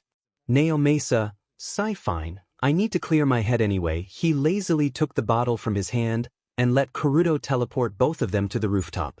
They both sat there quietly drinking their drinks. 𝐻𝐿𝐴. So, you have something to ask me. क़urudo. No, why would you think that, old man? 𝐻𝐿𝐴. Because it's rare for you to offer me something unless you want to ask me something, क़urudo, and is it wrong for me to spend a little quality time with my old man, 𝐻𝐿𝐴? Who are you and what have you done to my son, क़urudo? No, 𝗧𝗜𝗍𝗟𝗘, 𝐻𝐿𝐴. To think you wanted some quality time, क़urudo, I'm just in the mood. Plus it wouldn't hurt to spend time with the person who adopted me. The father smiled at his words. It actually relieved him. For once the kid was actually acting like a kid well. Partially. 𝐻𝐿𝐴. I'm happy to spend time with you too. Somehow it takes me back from the day I took you. A vague memory flashed through me. A small child was a bloody mess. He was horrifying, yet the strong longing to wash away every darkness that had drowned the small boy took over him. 𝐻𝐿𝐴. I remembered you killed many people that day, but you were a child that was tortured by them. How could I blame you? But over time I realized I adopted a demon spawn. If only you knew, क़urudo. TCK, stupid old man. If only you didn't adopted me, I would have already killed the entire population of criminals in this world. 𝐻𝐿𝐴. What dash, क़urudo? But I guess I'm also grateful to have a father who could put up with my demonicness. It was unexpected. Who knew क़urudo could act so humanly? All his years 𝐻𝐿𝐴 had only seen क़urudo as a child born from the dark, a demon with no remorse, but now he's seeing a tiny flicker of light in his eyes that showed a genuine emotion on them. 𝐻𝐿𝐴. Me too, kid. I'm glad I'm able to spend time with my son, he said, ruffling his hair. That moment the two shared stories of themselves, from before and after they meet.